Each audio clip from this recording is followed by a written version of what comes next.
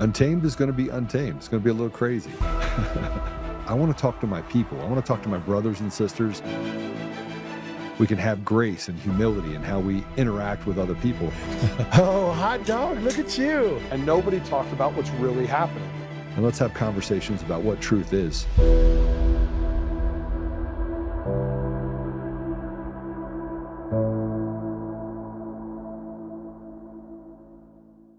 He's now acknowledging that he was on the machines during the election of 2020 on a remote desktop, which is what I've been telling you for, for a year and a half. I've been talking about there's been this virtual machine created inside the system that they do all their shenanigans from, and then they erase it. And that's why there's almost no trace of anything unless you get the heart of the hard drive itself. Can you find, if you look in the right places, the traces that show that that's what happened? That's why all the legal battles were about preventing anyone from inspecting the equipment. So that's a huge bombshell. The significance of that is on 2022 and elsewhere in this, he talks about Serbia. He's talking about the folks in Serbia accessing the code. He's accessing the Dominion systems. Oh, but he says they just get the code repository. Well, I'm telling you that's a flat lie. They get access to the whole system, including the remote desktops on the machines in the counties where you're voting. You know, it's the gift that keeps on giving, the Eric Coomer gift. Where would we be if Eric Coomer wouldn't have been on that call? Where would we be right now? Would we be having a conversation about Eric Coomer? Would anybody even know his name? Yesterday we were talking about, I was sitting down and I was talking about pseudo-government agencies and for-profit entities doing the work of a government agency so it can basically forego the ability to be audited, to get access to private information because it is not a government organization. But Eric Coomer had to admit some things, and I was on the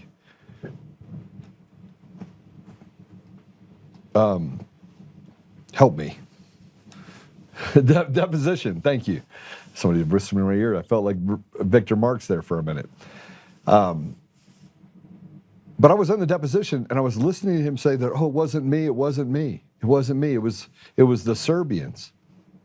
And I keep thinking to myself, the more and more we put together information, depending on where you look, the more rocks you overturn, the more information you get related to Eric Coomer specifically. Everywhere you turn, Eric Coomer is there. And I didn't really know why Eric Coomer would go out and go after anyone that let me speak. But it makes sense. If he could silence anyone that gave me a platform, and he could have the platforms also suppress me and stop me from speaking, which they did do, both on the side of the radical left or the technocracy over there, and on our side. He was able to go in and say, hey, tap, tap, nod, nod, do me a favor, I need you to suppress Mr. Oltmann. I've been canceled from every platform as a result of this. And if you still don't think that there's election fraud, after getting all the information that you have from Georgia and Nevada and Colorado, I want to show you this. This is from Shiloh Marks, unfortunately related to a person I think is terrible, but Shiloh is not. He's been working on this election fraud for quite some time.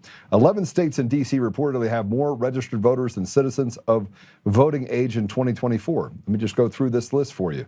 Alaska, Colorado, Delaware, D.C., Georgia, Kentucky, Maryland, Massachusetts, Michigan, Nevada, New Jersey, and South Dakota. And it comes with all sorts of information as well. So you have remote access that is acknowledged. You have more voters than registered that are eligible to vote.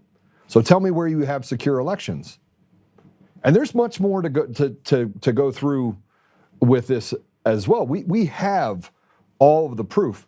But Tina Peters was able, I want to go back to the 3 reports because it ties back to a guy named Matt Crane, which we're going to talk a little bit about that because Ash Epp has been able to do an amazing amount of work. But before I go there, I put up a post this morning. It was like 3 o'clock in the morning. I couldn't sleep.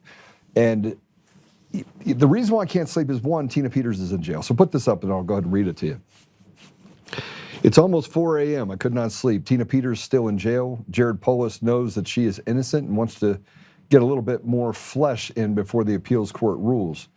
This is what Colorado Democrat leaders are. They're heartless, they're evil, they're deceptive, and they are cheating thieves. Polis, Weasel, Weiser, Jenna Griswold, all three breaking the law and treating the people like slaves.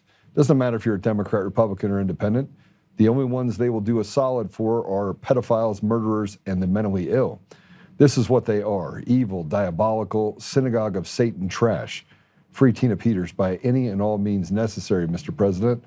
And then I put Tina on it. Now, normally I would put something out like this and 50, 60, 100,000 people would watch it. But I've been having this conversation over the last little bit specifically about the synagogue of Satan and separating Jews from these Jewish people that are just radical leftists. And I've been able to just put out and say, okay, let's look and see whether or not I'm being suppressed again for speaking truth. And the reality of it is I am. And X is probably now become one of the worst. And I talked about what's happening on Rumble and what happens on, and now Facebook is like the biggest platform for me. It's like 1 million people a week that actually watch the content that I put out on Facebook. How was that possible? Oh, that'll lead down to the other guy, David Beller, the attorney for Eric Coomer, who called up Facebook and said, I want you to take down this post that talks about some of the fraud that exists inside the system.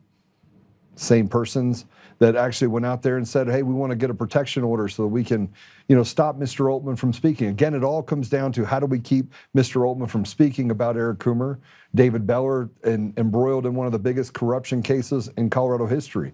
Involves tens of millions of dollars in bribes, the governor of the state, the AG, all the way down, all embroiled in this pay-to-play quid pro quo in the state of Colorado that was covered up by Kevin Traskos, who was the DOJ's henchman here in the state of Colorado. All of that happened. All of that happened. The corruption is so deep, and the people involved with it, unbelievable. And I was talking about a guy named Matt Crane, who is the head of the Colorado County Clerks Association in Colorado. This guy has committed crime after crime after crime after crime. Tina Peters had 3 of her charges was for influencing a public official, yet Matt Crane influenced all 64 county clerks and recorders and lied about them while creating his own private meetings with the Secretary of State and locking out the second in charge, who was a part of the Colorado Secretary or the Colorado County Clerks Association. So guess what happened? He resigned. Let's go ahead and put this up. This is Ash Epps' Substack. Colorado's largest county withdrawals from the CCCA membership. This deserves time, and I know we have a guest that's here already, and I just want to say, just bear with me for a minute, because the one thing that I think we have to pay attention to is what is happening in the state of Colorado as it relates to other states. Because remember, this was the home for Dominion voting systems. And even though you had Lendecker that was handed over basically from one crime family to seemingly the next with Liberty Vote, the same substructure, the same processes, the same performance out of the machines all remain the same. By his own admission, Lendecker, when he took over Dominion voting systems, said that, hey, same system, just different name. But here's where it gets kind of dicey. Matt Crane's wife worked for Dominion Voting Systems for almost 20 years. She was best buddies. He was best buddies. Partied with Eric Coomer. And this is the guy that said that he was a Republican. Matt Crane said he's a Republican. Find me a picture of Matt Crane, please. But in the meantime, let me read this to you as they find a picture of that gentleman. We'll call him a gentleman for right now. By the way, this is the same guy that after I came out with the information about Eric Coomer, wanted to meet me for breakfast. I met him for breakfast, and he told me that, yeah, Coomer's a braggadocious guy, and he's got his problems. And I was like, well, and by that time I knew that he was a Satanist. But why would the guy want to meet with me? I'll tell you why, because he later said that I was misinformation, disinformation, and all the things we said about the systems were not true. Now, he doesn't know anything about the systems, but this is the same person that framed Tina Peters. There you go, there's Matt Crane. Now, he was the Arapahoe County clerk and recorder, moved on to be a nonpartisan, connect the dots, good friends with Eric Coomer, the Satanist, drug addict, head of strategy and security for Dominion Voting Systems. There's Matt Crane. So Steve Schlecker, who is the vice president of the Colorado County Clerks Association, and he withdrew El Paso County from active membership in the non-governmental organization. Schlecker was candid about his decisions in an email with the Colorado voter who reached out after noticing a name has been removed from the CCCA leadership list. Now, keep in mind, Matt Crane didn't put that out there. He didn't put it out there for a reason. He knows that they're caught. It's just a matter of time, by the way, until Eric Coomer is arrested. Matt Crane, probably not that far behind, because if there is a RICO case, and I believe there is, and I've been told there is, then 100% the epicenter will be the state of Colorado, and that ripple should take down governors, attorney generals. It should take down multiple people in many states, because if you remember, Eric Coomer is the one that testified in a grand jury in Georgia that led to the indictment of President Trump in Georgia, and he lied under oath, committed perjury there. More of it here. He has done multiple depositions, did one for me, admitted that he was a part of Antifa, admitted it.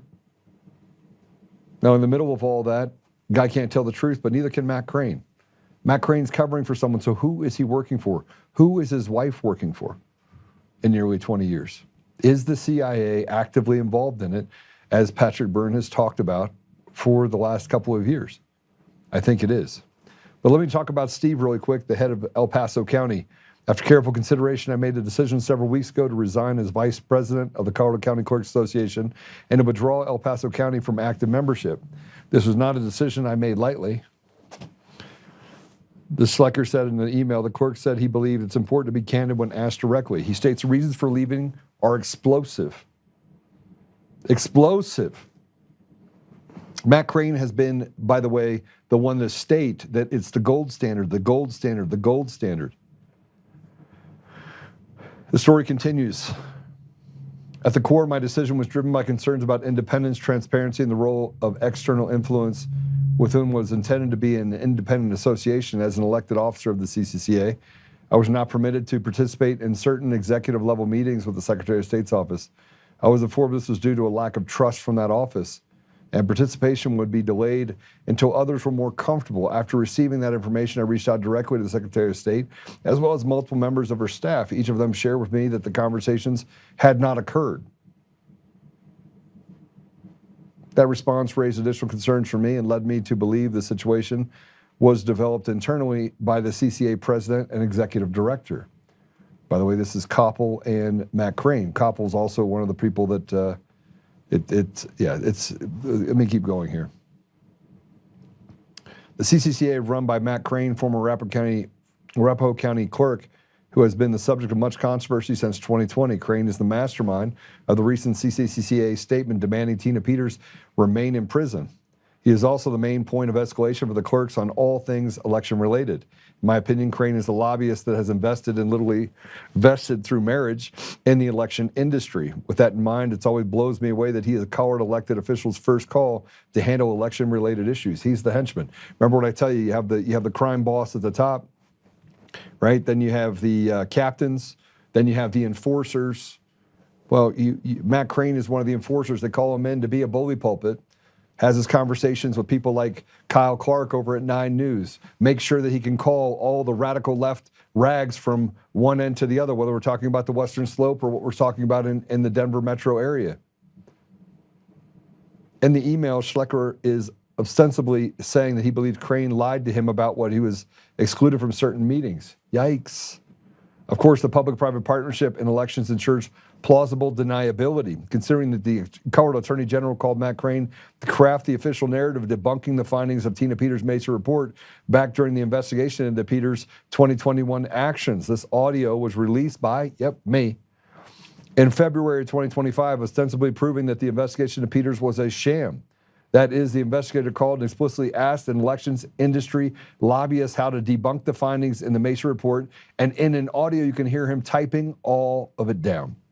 That's how the official narrative debunking the reports came to be. Matt Crane, the same guy allegedly lying to the VP of the CCCA about meetings with the Secretary of State. Schlecker continues, historically there has been differences between us, particularly regarding some of my public comments about our election system. I've always aligned with what I would describe as a more uniform and scripted message, including phrases such as referring to Colorado's system as the gold standard. I believe it is important to speak candidly and transparently, even when the perspective differs. More broadly, I have concerns on whether the association is consistently operating in a truly nonpartisan manner. While we are told that it is, our experiences led me to question whether the standard is being upheld in practice. I believe strongly that our work as clerks should be grounded in professionalism, service, and the rule of law, not political alignment. The main point of escalating for Colorado voting issues is politically partisan. Shouldn't that be concerning? One of the main things about Crane, by people relying on the authority of Crane, is that he is a Republican. That means his collaboration with the Colorado Department of State is bipartisan or nonpartisan. Both the Republican clerk has his doubts, and they don't stop at Crane's allegiances. I've also become increasingly frustrated with aspects of the legislative process and the role of associations play within it.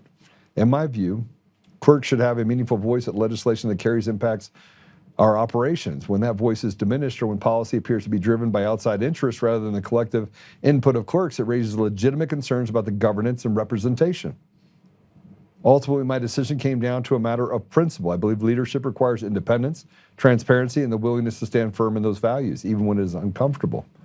I remain fully committed to serving the citizens of El Paso County with integrity and to ensure our elections and public services are conducted in a professional, transparent, and nonpartisan manner. El Paso County is the second largest in the state. It took courage and conviction from Schlecker. This is huge. It's a developing story, and we'll reach out to both Schlecker and Crane for comment, and I will provide updates on the site when they respond. Take it down. This is... I put up a post saying this is a glaring breaking development that Ash handled very well. We all know that Matt Crane is a very bad, bad man. We also know he is a pariah who lies as easy as he breathes. He has betrayed the people of Colorado, and he has lobbied hard to keep Tina Peters in prison. What organized crime? What we did not know is that a member of the organized crime of Jenna Griswold, Secretary of State of Colorado, he was freezing out while also identifying a county clerk who recognized exactly who Matt Crane was and what he stood for. Good for Steve for resigning. Now we should go for them all. Matt Crane should go to prison. Matt Crane, along with his crime family and co-conspirators, should spend the rest of their lives in prison. Great work, Ash. And I say it again, great work to Ash for that. We will be putting out the audio. I'm going to give it to, the full audio, I'm going to give it to Ash and let her continue down going through what has happened here. We know right now that we've got a lot going on with what's happening in Iran. And I believe there's some negotiations that the president has had to make, and while holding his nose. He said something very, very clear earlier today, and that is he was asked whether or not he trusts them, and he says, I trust no one. I trust you even less, because I know you. If I didn't trust you, I'd probably trust you more. What does that tell you about the position that President Trump is in? He knows he is in the swamp. He knows that he is Julius Caesar, and he is surrounded by Brutuses. That's what it tells me. But more importantly, there is this cabal around President Trump and in every state that is basically controlling the outcome of elections everywhere. And the CIA is so far out of control, and the intelligence apparatus is so far entrenched in what we do in every state, whether you're a Democrat or Republican, it is a uniparty, that it's hard to see. James Wood put this up here. He said the last cabal of conspirators against the sitting American president were hanged together on a single gallows. The statement was clear.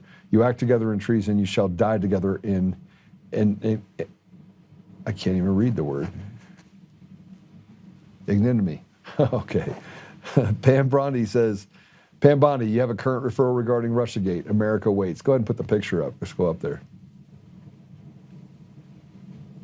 Oh, you're not allowed to see it. There they are. Hung for treason. Well, I'm gonna say this. Attorney General Rob Bonta just filed an emergency writ from the Court of Appeals to stop ballots from being counted. This is in California, I believe. Go ahead, put it up, please. Play it. Hello, California. Riverside County Sheriff Chad Bianco and your next governor. Well. The political corruption in California just gets bigger and bigger.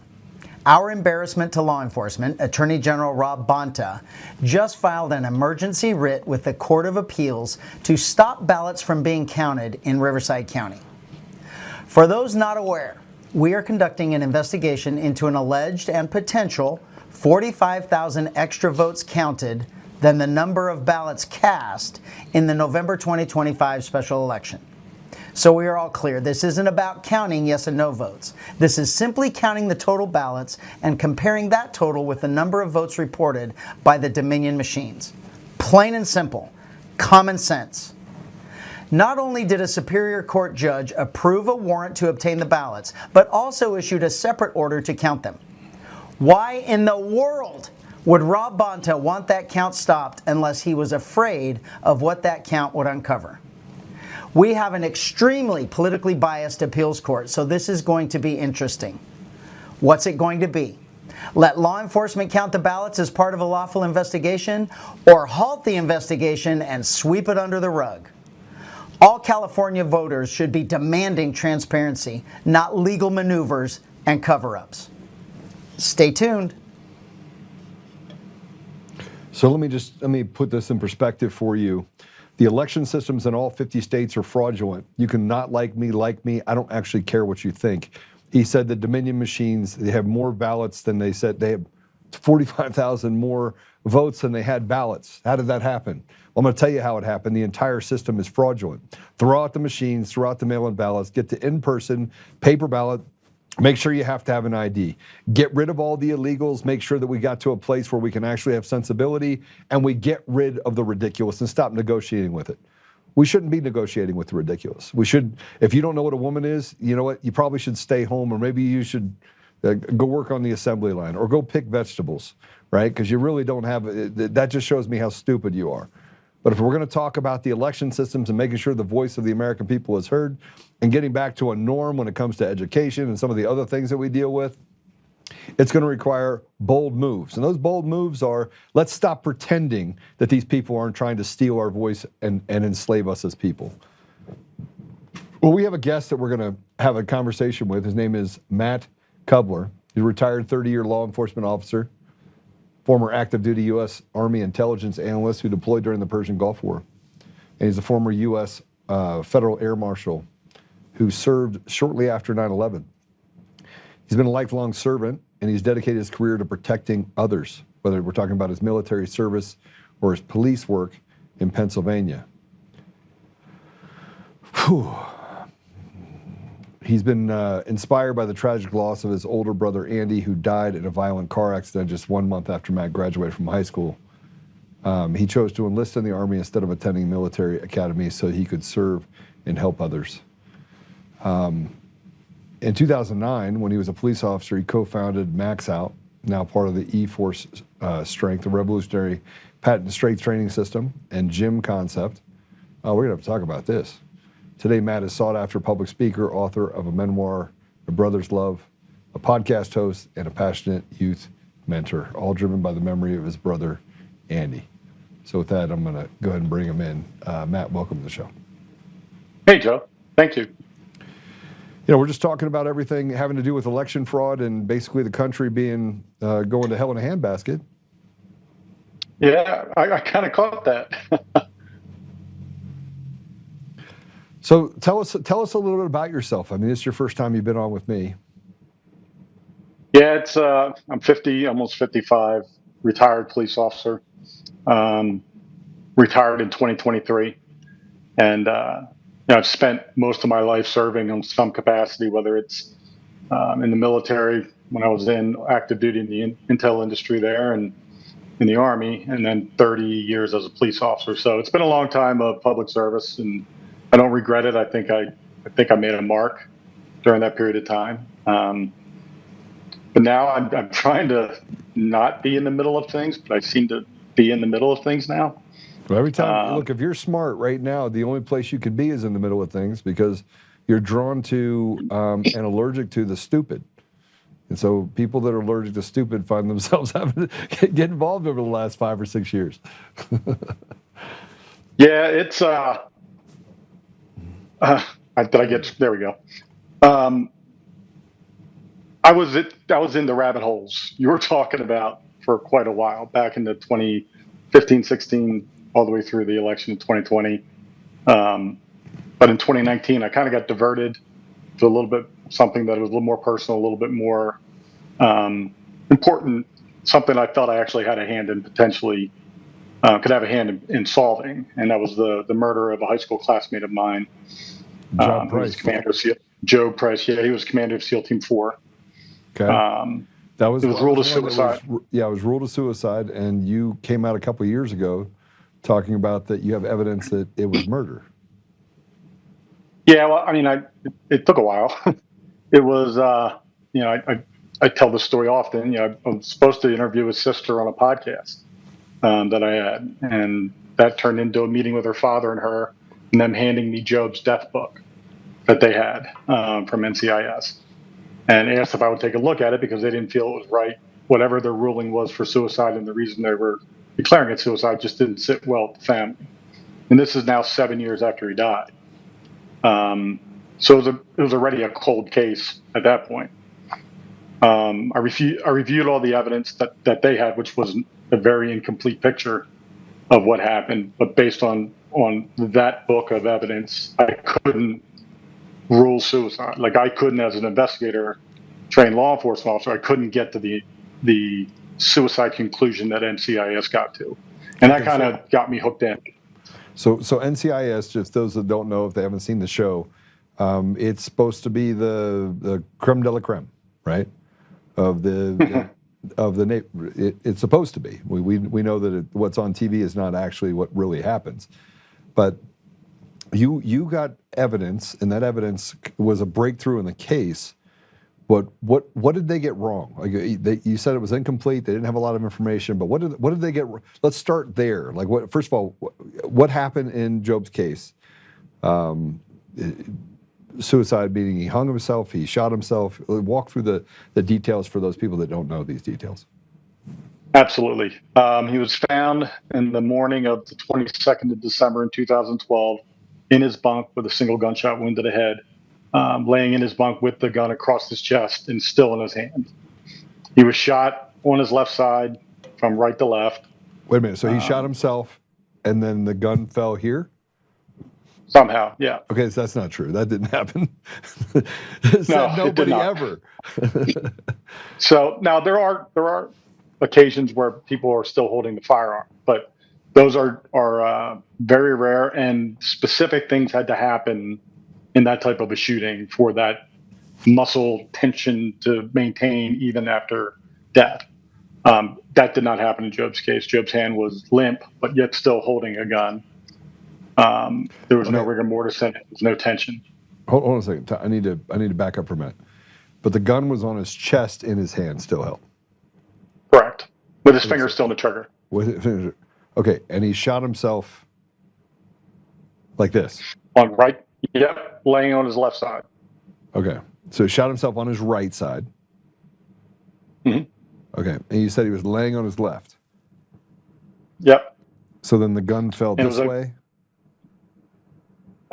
Supposedly. That's there isn't a way that I could understand what kind how of gun I was it? mechanically got a SIG 2269 9mm. It was a direct contact wound to the head. FMJ or no? Ball, yeah, it was ball ammo. Okay. And the realities is that, when I look at this, my first look at it was, if he was going to commit suicide, and he wouldn't shoot himself with a ball round.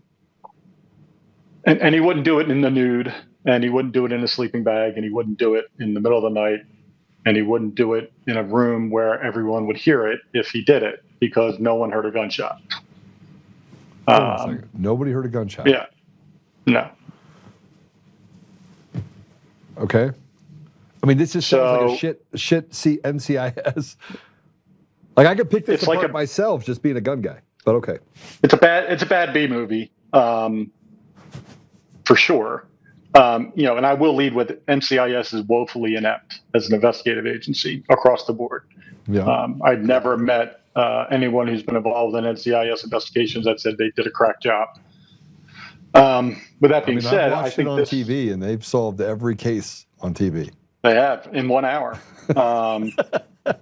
It's amazing how great they are depicted. I don't mean to make light of the case, but I mean it is kind of people think that that's how things happen. 1 hour. Yeah, no. So it gets only worse from this point forward. So he was found at around 9:30 in the morning by his command master chief, who's the senior enlisted guy on the team. He assembled the leadership staff and the JAG officer on duty and the NCIS agent who was there. And they all went into the room, declared he was dead. And the room was locked by NCIS, and the key was given to the command master chief. And the NCIS agent left with the instructions of do not go in this room or disturb anything. With Job. And 9 hours later, Job's still in there. 9 hours later, they came back. Rigor mortis set in. Everything. Well, I mean, just from let's start with the fact that a crime scene was left unattended by a suspect in a potential murder, right? So when you give the key to somebody and you have a dead body with a gun, you have to work it as a homicide until it's not a homicide. Right. Right. You don't start at suicide and trip into a homicide. You have to stop. You have to start at the homicide. So they gave the key to a potential suspect and a group of suspects that need to be discussed, questioned, need to be interviewed and interrogated. That at this point in time, now anything in that crime scene is now tainted. It's impossible to use any evidence collected from that crime scene in any court of law. There would not be any way that you could collect evidence and then admit that as evidence and have it be accepted as properly obtained. So, with that being said, anything in that room could have been tainted or changed or destroyed or added or removed during those 9 hours. Is this a sleeping quarters? Yes. Well, it's called a green mile. They have the operations and command staff area is there. It's manned 24 hours a day. And then they have a wing that is the bunk area for the command staff. Where's the camera? Joe, there is no camera inside. There's a camera outside the room, right? No, so apparently there's no cameras on these fobs, according to everything that's been reported to me. So it's been a brutal realization. This is 2012. We're not talking 1993. Technology. But they have cameras. They have cameras on base, right? I mean, outside they'd have cameras outside the bunk room. According to all sources, there were no cameras in that building or outside of that building. I don't know. It's a forward operating base. I was never in the GWAT era in the military, so I don't know the ins and outs of a forward operating base. But I can tell you, for me, that's problematic. But I also know that there are special operations, and things can get hinky in special operations. Okay. And sometimes you don't want cameras involved in that process. But I digress. So when they came back and they started processing the crime scene, it was woefully done. So let me back up. In that death book was a lot of statements and photos and reports and things of that nature, but missing from it were gunshot residue testing, ballistics testing on the firearm and the bullet and the casing, DNA testing, trace evidence testing. There was no evidence analysis done that was in that book. So I was working from a place of unknown on a lot of things. And I told this to a reporter once. It was like they gave me a 1,000-piece puzzle set, and on the outside of the puzzle was the picture that Job committed suicide, and inside were 250 pieces that they were trying to then convince me looked like the outside of that box, and I couldn't get there because I'm missing a bunch of pieces. So I continued to Now, work. were you missing the pieces because they didn't exist, or were you missing the pieces because it wasn't included in the final report? It wasn't included in what they gave the family. So I had to spend a lot of time doing FOIAs, getting bounced around to, the wrong agency, wrong person. It took forever. I didn't get the actual ballistics, DNA, and GSR reports until November of 2024. And so 5 years it took. Wait, hold on a second. He died in 2012. I started in 2019. You started in 2019, 7 years later. It's colder than ice. I mean, it's basically prehistoric time, right? You get involved in this, and it took an additional 5 years to get access to the GSR reports and I assume there was toxicology reports and other things as well. Well, the toxicology was there. That was in the autopsy report. The autopsy report was woefully there wasn't a lot of information in it. And I would argue that was probably by design. But I'll go back to the crime scene. Okay. So when they collected the evidence, they bagged Job's hands like they normally would in any crime scene investigation. If you have a victim of something, you want to bag the hands to make sure you maintain continuity on whatever might be under the fingernails or whatever. Hours later, but okay. Right. They found a casing underneath his lower back from the round. They found the bullet under the upper left corner. If you're standing at the foot of the bed, the upper left-hand corner of the bed, in the only open space under his bed that didn't have a Pelican box under it, was this small, probably 12-inch by 12-inch corner where blood had pooled, and the bullet was placed in the blood. And they collected those pieces of evidence and noted it in the investigation. Wait, hold on. You have to back up for me, because if I'm having trouble following this, and then the people listening are having trouble following this. Okay, so he shot himself. The casing shot up. The casing can go anywhere, so it ended up behind him. On his lower back. And then he came back on top of it, and then his hand landed up here. Yes, the gun went downward. Okay. At a 45-degree angle, ricocheted a bunch of times apparently, and went to the only place underneath his bed that didn't have a Pelican box. Somehow it got back there. They've never been able to determine exactly how it got back there, but that's where the bullet was found. I mean, did they run the thing through? Because a ball round there's no telling where a ball round's going to go, right? Yeah, there was no, they found like a nick here and a nick there, but there was, based on what they thought was ricochet marks from the bullet, but how it got back to that back corner, there's no direct path line for it, and there's no markings on the Pelican box or a wall that was generally near that corner that would lead you to that place, as far as the path that bullet took after it went through his head. The body was released, photos were taken, some photos were destroyed from a disc that they said got destroyed, and there was no second copy of it, which would have been the wall behind him, which is where the blood spatter would have went, and it would have shown, definitively the blowback from the gunshot wound on the wall with blood. So you didn't have any of these pictures? You had no crime scene photos? I had crime scene photos, just the ones that would have been behind him were destroyed due to a damaged disc. And they said there was no additional copies of those photos. So I had every other photo but that. So normally what they do is they'll make a copy of those photos that'll go into a hard guard. So those weren't done either? Apparently no. Okay. They then released the body. The fact that I know about this stuff is probably weird for you, but it's not weird for me. I read a lot of books. I read a lot. They released the body to the medical people.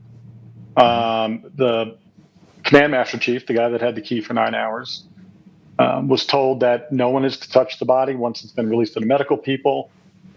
He made mention that he wanted to give Job a dignified send-off, and they would want to clean up his wound and dress it. And he was told not to do that by the NCIS agent in charge, and the medical people came and collected the body. The NCIS agents forgot to put the bedding in the body bag with Job, because they needed that as far as the evidentiary process. And when they walked into the medical tent, Job was, the bags were off of his hands and his whole body was being washed by the medical people at the direction of the Navy SEALs. His hands were scrubbed. Everything was washed head to toe. So hold on. So you had no GSR report? Or I have a GSR report, but the only GSR that they tested was on the sheet underneath his head and the wooden plank between his mattress and the bunk itself. What about his hands? No, there was apparently no tests were done on his hands. So there's no proof that he ever fired a gun. But why would you not do that? Why would you not? Okay, you're getting to it. You're getting to it. Keep going. I can only tell you what the report said. Yeah. The report said that the only two things that were tested were those two things. In the report that the NCIS agent made in his notes, he says he swabbed his hands for GSR. Now, I don't know what happened to that swab, but that swab never made it to the analysis part. And then what would have been done at the ME's office is they would have redone all of that themselves. So the hands would have been unbagged. They would have been swabbed for GSR. They would have had underneath the fingernail scraped, and anything and everything that they could have possibly tested for in his hands, they would have tried. But because they washed the body and then rebagged his hands, by the way, because it's important to rebag the evidence that's not present anymore on someone's hands after you destroy it. And then dressed him in his watch cap and uniform and bandaged up his head wound. And that's how we left to go to Dover from Afghanistan. It needs to be noted that the bullet, the gun, Job's gun was an unsuppressed .226, 9mm. The bullet, the casing, and the gun all matched. Okay, so somebody just said this. This happened in Afghanistan? Yes. Okay. He was the commander of SEAL Team 4 deployed in country. And we'll talk about the shenanigans that were going on. But the realities is that there was a lot of ineptitude throughout the process, yes. A lot of criminality throughout the process that no one was ever held accountable for, destruction of evidence, disobeying lawful orders, a litany of things that they could be brought up on charges for. No one ever was. And then finally, the realities is that what they say happened didn't happen. And I can get into how I was able to obtain all these forensic experts to come forward, but in 2024, I had several forensic experts, world-renowned, heard me on a podcast, reach out to me and ask if they could review the evidence. I allowed them to review the evidence, and each one of them came back with the exact same finding that he was murdered. And I'm sure you said you read a lot of murder mystery books. No, I read factual books. I don't read. I'm not a big nonfiction guy. I mean, a fiction guy. I'm not a big fiction guy.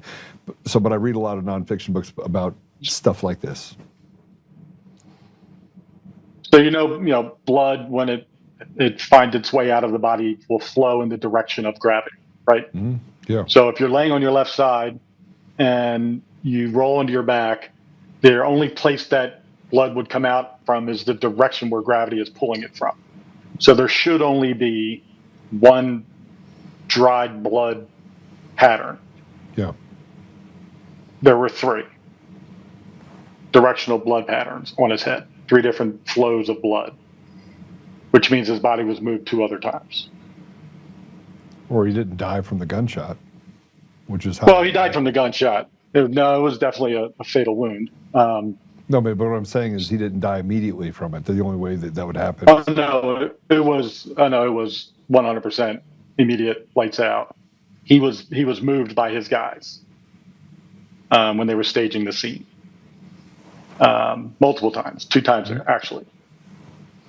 And then, this is in 2012. If those of you that don't know, you had the September 11th, the 9/11 of 2012, which was Benghazi.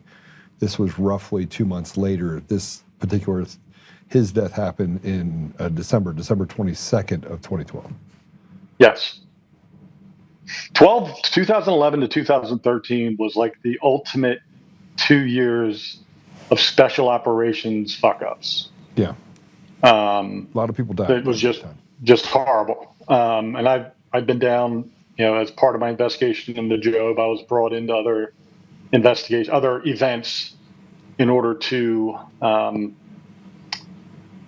satisfy some people that have been feeding me information. They wanted me to go public, be the face of the person, the person that talks about these things and brings awareness. So whether it was Rob O'Neill, who I interviewed for 3 different occasions, I was given information about that raid that wasn't available publicly to anybody. And I confronted him on that and caught him off guard. And I heard I don't know if you've been paying attention to Rob O'Neill lately, but he's suing the Anti-Hero podcast guys for $25 million each for defamation. And he's come out with a counter narrative to the events on the Bin Laden raid, where he's saying that the after-action report, the recorded after-action report that I heard, where he did not admit to killing Osama bin Laden, that was the cover-up, that they colluded, SEAL Team 6 colluded with one another to lie about what happened in order to protect individuals on that raid. And that the truth is he actually killed bin Laden as he says he did. And again, I don't know the truth because I wasn't there. I can just tell you what I was told from multiple sources and from what he said on that after-action recording. And he never admitted to killing Osama bin Laden. But anyways, I was able to utilize that, and I thank Rob for this. And I respect Rob O'Neill. I told him, I said, if he did 400 missions, 399 of them, he was a stud. And I thank him for his patriotism and heroism. But on this one, I don't buy it. And I was able to utilize my interviews with him to turn them into viral reels in order to get people to listen to podcasts that Job's case was being explained upon. And so it increased the number of eyes and ears that were hearing about Job exponentially. And I did that with Sean Ryan and Jocko Willink and Mark Luttrell and several others. And it just kept increasing the number of people that were paying attention to what happened to Job, that otherwise wouldn't care about what happened to Job. And that's what brought in the forensic experts, and they're the one that exposure is what opened up that doorway to get these forensic experts to come forward, which is how I broke the case. Okay, so what happened after you broke the case? And again, I was skeptical when I started looking through the stuff, and as you're sitting here talking, I'm a little less skeptical because nobody wants their friend to die of suicide, right? It's not something you want to believe. And then, we weren't friends. We were classmates. I didn't have one interaction with him out of school. He was a guy that I respected. He was an intelligent, really nice kid, athlete. He was the benchmark for the rest of us in the academic track to reach. Okay. So that I will say, but I didn't have an emotional connection to this one way or the other. And I still don't. I have an emotional connection to the outcome because of the amount of time I've put in on my own, volunteering all my time. I have skin in the game that way, but I don't have an emotional connection to the outcome. And because I don't have an emotional connection to his death. But I have a professional desire to win. And I want to be right. But most importantly, I made a promise to his dad that I would see it to the end. And his dad died 2 years ago from cancer, and right before the case broke, actually. But to answer your question, once I knew I'm not a forensics guy. I knew what didn't look right. I knew what was wrong. I understood why it was odd to me or didn't seem right. But I didn't have any scientific data to back that up until I had these forensic experts come back and say the gun was placed in his hand post-mortem, that the casing could have only been found under his body if he was standing when he was shot, which he wasn't.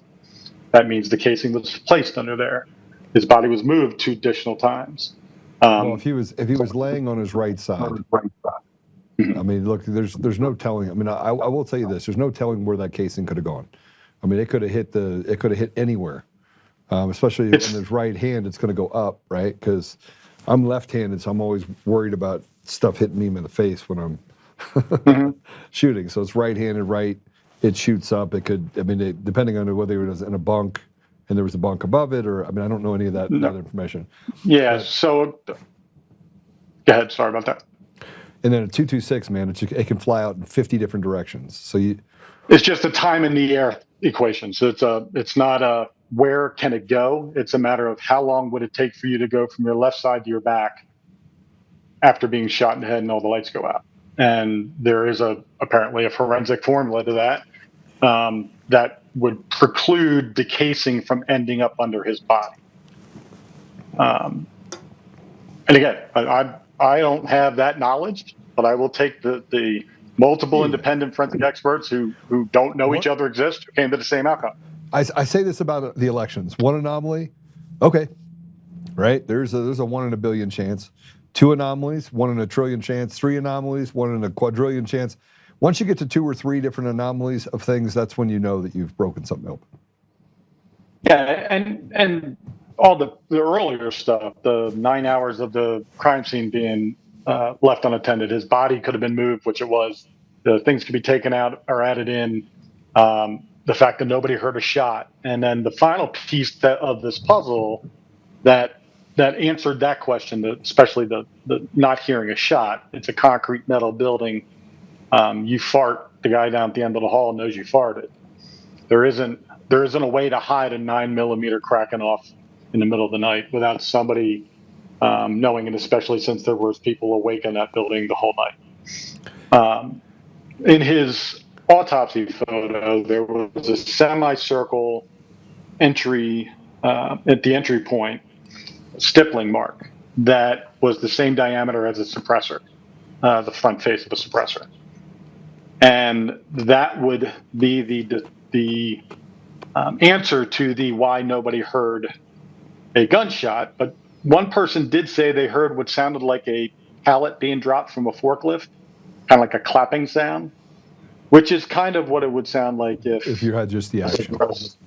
Yeah.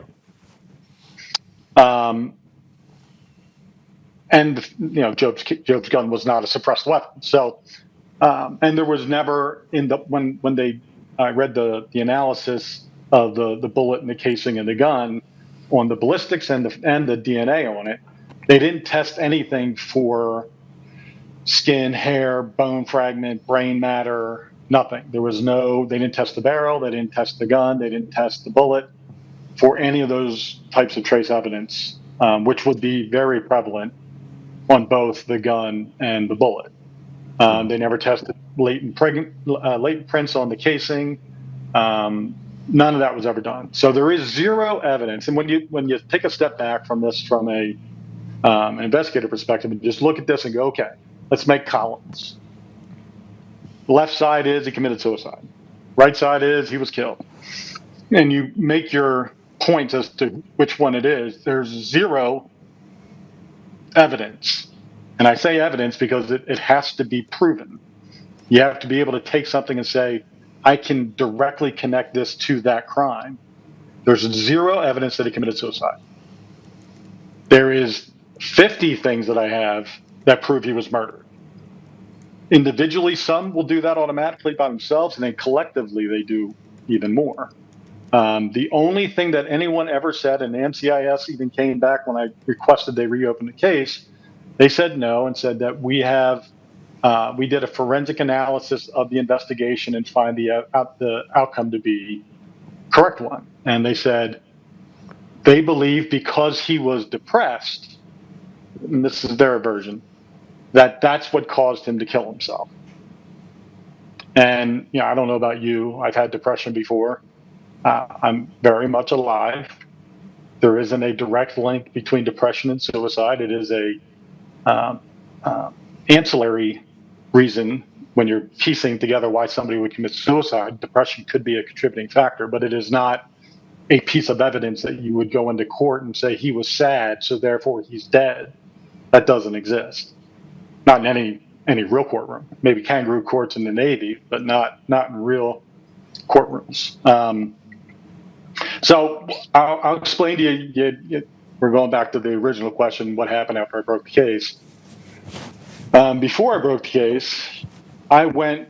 I had a friend of mine introduce me to Pete Hegseth when he was still at Fox, and I gave him everything I had at the time, which did not include the forensic reports and from the experts. It didn't include the GSR, the DNA, or any of that type of evidence that had been waiting on. But what he reviewed was everything I had to date. And I have text messages from him that I released publicly last week on the Redacted News podcast. Him saying that there's absolutely no way that's suicide, and 100% that a suppressor was used to kill him. And he was going to help me get exposure in this, and then some SEALs got to him, and he ghosted me. In April of 23 was the last time I heard from him. And I've spent the last 2.5 years trying to get him to respond to me, to give me the time to ask him to do the right thing. And if you believed it then, and now I have all this new evidence, it would clearly show you that his analysis back in 2023 was correct. He's now the Secretary of War, and he's in the greatest position he could possibly in to affect change. Additionally, Job's dad was a teacher at a very prestigious all-boys school outside of Philadelphia, which is where I'm originally from. And both of the Trump boys, Eric and Don Jr., went there and were taught by Job's father. Don was coached by him in lacrosse. Harry, Job's dad, had communicated for a bit with Don Jr. about Job's death. And I have a letter and some emails that showed Don Jr. promising Harry that if his dad got elected in 2016, that he would ensure that it was taken care of, that he would look into it and get it fixed. And then after Trump got elected in 2016, crickets. He ghosted Harry, which was very disappointing to hear. I voted for Trump all 3 times. On policy, I'd vote for him again. But just like with Rob O'Neill, if he did 400 missions, 399 of them, I'm proud of him. I'm not proud of Trump on this one, and I'm not proud of Hegseth on this one. And they could have easily fixed it. Did you have any conversations with any of his SEAL team brothers? Oh yeah, the ones that would talk. Most of them, they close ranks pretty well. So nobody that was there will have a conversation with me without the only answer being he was depressed. But then I've spoken to multiple people who said they didn't notice anything wrong with him. And all of them, not one of them said that they think he was suicidal. He had a lot of things going on while he was over there. There was, from the time he took over for SEAL Team 2, which had a detainee be killed by Navy SEALs, and Job was there in June of 2012 before they actually came and relieved them in September. Job was there doing like a pre-deployment, get to know all the bigwigs in the Afghan world with the commander of SEAL Team 2, and this event happens where an Afghani was brought in for questioning. The SEALs tortured him, and then they released him, and then a short while later he died. And retribution was called by the Afghan tribe, Taliban guys, against the Navy SEALs. And then Job's team came in September officially and relieved SEAL Team 2. And there was 2 PSYOP guys, Army PSYOP guys, were killed by an Afghan national police officer, I believe, not local, I think it was national, on the FOB. And then 2 SEALs in November were killed, one in an ambush, which we believe was the retribution from what happened to SEAL Team 2, and another one on another mission. Job also found out that $40,000 from ASOT money, which is the CIA slush fund money that these special operations units have to pay off mullahs and grease the wheels of justice or progress. $40,000 was unaccounted for. All right, so let me do some other math for you. They said he killed himself with his service weapon, correct? Say that again. That he killed himself with a service weapon? With his service weapon, correct. Okay. And he is on an FOB, which means it's if he has that service weapon, it's going to be combat ready, correct? You would think, yeah. So there wouldn't be a ball round in that gun. There would be defense rounds in that weapon. No, they were issued ball ammunition. They were issued ball ammo. Yeah. Okay, that's weird. Yeah. It's again, I don't know the reasons for or against. I know what I would prefer, but I don't know why the Navy chose that as the ammunition to use, other than it was probably bought in bulk. Cheaper. Yeah. Well, I mean, but the same rule applies there, right? I mean, a ball round can go through 3 houses before it stops. I don't think they care. I don't think that's part of the equation. Unless you have Be honest with you. people on 2 sides shooting through houses. Yeah. I mean, it's typical. I mean, you just want to maybe, I don't know. Maybe. Well, I'll give you, I'll double down on that. When I was in the Federal Air Marshal Service, first year we had frangible ammunition because they were worried about over-penetration inside the aircraft. Yeah. And then after the first year, they issued us hollow points. And I said, why are we going with hollow points? And they're like, because they're 36 cents a round cheaper. And our training went from shooting every month to once every 6 months. And we were told, don't miss. Yeah. So that's the government. Not to miss. Geez, one bullet hole can turn into a big cavern. Yeah. In an airplane. So with Job's case, I held on to the Hegseth information because I really had faith that he would come through and do the right thing. And I really did hope that when Trump, if he got elected again, that he would do the right thing. I know that Charlie Strange, whose son was on Extortion 17, he was the crypt analyst for SEAL Team 6. Yeah. His son was killed, and he had talked to Trump during one of his campaign stops in Philadelphia and said, will you look into the deaths of those on Extortion 17 and every other questionable circumstance? And Trump said, absolutely. My first week, I'll set up a task force to address that. Well, that's never been done. And I got to the point now where I've reached my personal limit on what I'm willing to wait on. And I knew that conservative media, whether it be Fox or Newsmax or anyone else, isn't going to publicly go after the Secretary of War or the President of the United States. So I had to go alternative methods, and so I went on redacted. Where do you live? Which area do you live currently? I'm in Midwest. Okay. So Midwest meaning like Indiana, or Midwest meaning like Missouri. Okay.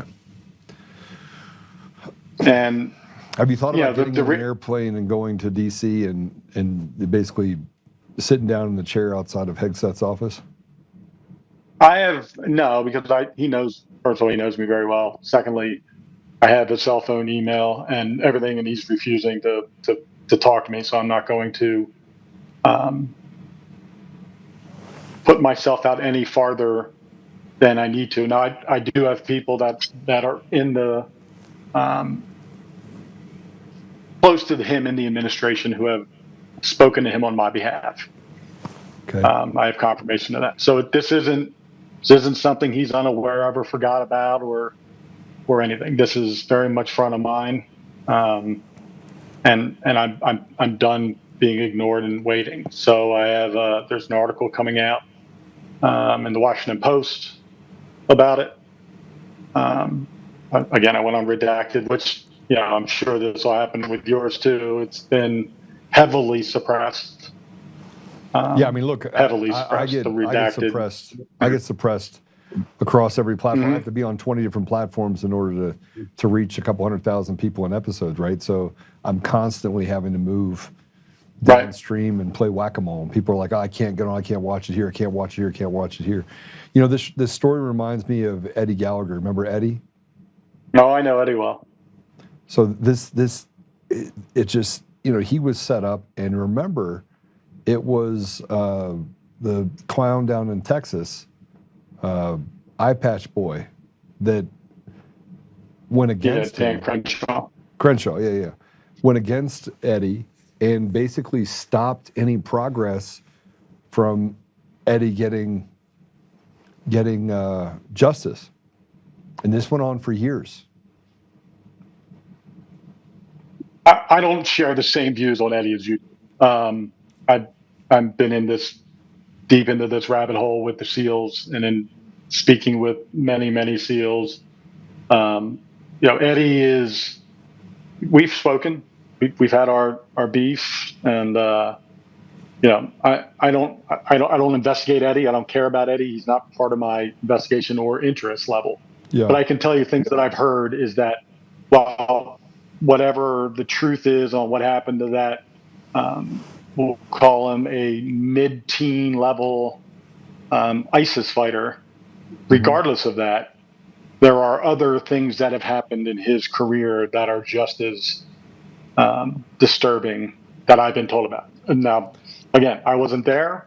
That's just what I've been told. But I can tell you there is a pattern throughout the SEAL community of corruption, of blackmail, of drug trafficking, of drug use, of killing their own people, killing other soldiers.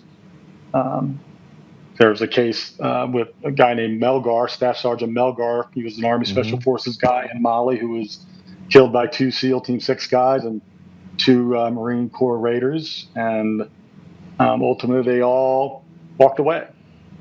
I know they were trying. I've had multiple. I have lots of friends that are SF guys. Lots of friends that I know that are in this world. I've volunteered, given money, done everything from American Military Family to the Special Forces Foundation. I know that there's always a story behind it, and that there's no unclean hands. What I'm saying is that standing in the way of progress and getting to the end of, getting to the bottom of these cases, especially the one you have with Job, it's like watching paint dry. You can't seem to get to the place where you can get to the truth. It's like the truth is this ambiguous thing that's running away from you, and frankly, it's just sitting in the same spot. I mean, I'm at the place now where the truth is very, very clear to anybody. I just don't have a venue to show anybody. Okay, because the Navy refuses to open up the case. He was murdered. Let's just get to the place. 100%, he was murdered. Okay, so he was murdered. Now it gets by his own guys. By who? His own guys. You think his own guys inside of his own unit killed him? 150,000%. You think it was tied to the CIA? Because you just talked about having a suppressed gun. I believe it was tied to a collective. Nobody kills anyone over 40 grand, by the way. Not in that world. I can't imagine it. Well, it depends what that 40 grand was doing. And whether or not it was tied to a larger puzzle. You know, we all know what was going on in Afghanistan at that time. Poppy. You know, poppy seeds, right? Yeah. So everybody was growing poppy. And I have dozens of statements from guys talking about how they weren't allowed to go after anybody. They would hide, Al-Qaeda would hide the Taliban would hide in the poppy farms, and the CIA wouldn't let anybody go deal with it because they needed that poppy grown and cultivated and sold. And just so you know, I mean, if those of you that don't know, what came out of Afghanistan during the withdrawal in Afghanistan is that 98% of the poppy production in the country of Afghanistan ceased to exist. It's at 2% of what it was pre the handover. So that just goes to show you that the CIA had a huge involvement in what was going on over there in the poppy production. Oh, 100%. And I mean, it was I think 95% of the world's heroin was coming out of Afghanistan. And listen, it's not the first time our governments use drugs as their what's actually going on behind the scenes of a war is actually a drug problem, a drug trade. So here's what I believe about Joe. And again, the NCIS and the Navy SEALs did a great job of destroying any physical evidence to prove who could have done it. There is a small group of his SEALs who are suspects. I'm confident, based on just the proximity and who had access, that the Command Master Chief knows something. Won't talk to me. He's aware of what happened. I know that the guy that stole the $40,000 wasn't his first rodeo with corrupt acts. Well, you I still know have to that have Joe. special operators. You'd still have to have CIA or intelligence operators that had to have had more knowledge of this than even people on his team. And sooner or later, by the way, someone on his team is going to crack. They just will. Yeah, probably not until after it's all said and done. I think there's going to be, here's what the family's goal is. My promise to the family was that I would prove that their son, brother, husband, father did not commit suicide. I did that. Their goal is to have the manner of death changed from suicide to homicide. And they're not looking for a pound of flesh. They're not trying to put someone on trial for his murder. They just want the manner of death changed because he was 6 months from his pension and his wife never got his pension because of the suicide. What do you mean she never got his pension? He got to do 20 years Yeah, to get a pension. But he still died. He just still died in a. Suicide negates that. I don't. Okay. Hard to believe, but true. And then there was $1 million life insurance policy that was also negated because he supposedly committed suicide within the first year of it. And so therefore she didn't receive that either. And, I don't have skin in this game emotionally. I have skin in this game based on my time and energy and efforts. And if the family just wants the manner of death changed, I will stop. I don't think you could say that in good conscience that you don't have an emotional attachment to it, because any person that uncovers the fact that somebody murdered a brother, you were in the military, then there's an emotional attachment. There has to be an emotional attachment to it. All right, it pisses you off. Well, if I guess anything, it pisses you off. Well, no, I'm disappointed in the fact that this is what our country has turned into. That this is possible. That this is how the world in our military, the brotherhood's supposed to work. It's not like this. Well, the problem is And the brotherhood so doesn't last. The brotherhood doesn't last after you get out anyway. Look what they do to veterans. I live next door to my best friend from the Army. So I'm living proof that that's true. That you can have a relationship post. And I have plenty of friends that I'm from a different era. I was in the Army in '89, and I don't know, the GWAT era, and I have some empathy for the GWAT era special operators and guys that were deployed multiple times who have come back broken. Yeah. You send, especially SEALs and special forces and Delta guys, if you send them into harm's way and ask them to do animalistic things over and over again, they're going to turn into animalistic people outside of their military service. Their tendencies are going to lean there, and I believe that. And it doesn't change the fact that Joe was murdered and something needs to be done for that. But I also understand that our government created the environment for all of these things: the drug trafficking, the drug use. Just talked to a guy yesterday who was with SEAL Team 2 as not a member of SEAL Team 2, but there as a support guy, who said they were high every day and didn't know what they were high on, but I can make some guesses. That drugs are running rampant. I know that there is drugs running rampant back in the States within the SEAL community. I know that murder has happened multiple times. And again, I'm not investigating any of that. The only time I get interested in other things is if it leads me to a way to get exposure for Job or leads me back to Job. And I've exhausted all of those routes to get to this point. Going public with the Hegseth stuff and the Trump stuff, this is my final card to play. I believe when the Washington Post story comes out, that's going to be the thing that starts the forest fire. That's going to be the ignition. Because again, I'm a Trump guy. Policy-wise, I'm a Trump guy. I'm a America first, constitutional conservative, borderline libertarian. But I also believe in truth and justice. And I'll dance with the devil if I got to dance with the devil to get to there. I agree with you. I think we have to dance with the devil. Well, I'll tell you what I'm going to do. I mean, if you send me some information that I have, I mean, if there's a place where I can get access to this stuff and kind of look at it, I do have several friends that may be able to help in the, I mean, you probably have some too, but I have some. I have lots that might be able to help, especially in the special forces community.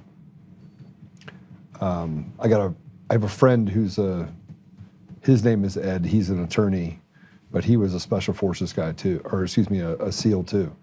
I arm wrestled him a couple years ago and beat him. But I can help. I mean, I can help with what I can help with. So I appreciate that. I will. I'll talk to whoever you want me to talk to and coordinate releasing whatever. Listen, everything I have is public. There isn't anything. I have a couple things that I hold on to that, my dead man switches, so to speak. But everything else I've publicized already. Every crime scene photo you can add, every autopsy photo, every report. Well, a lot of people will see this. A lot of people will see this show, so there's no telling, who's going to see it and what will come out of it. But if I have to push some buttons and help you out on my side, I will as well.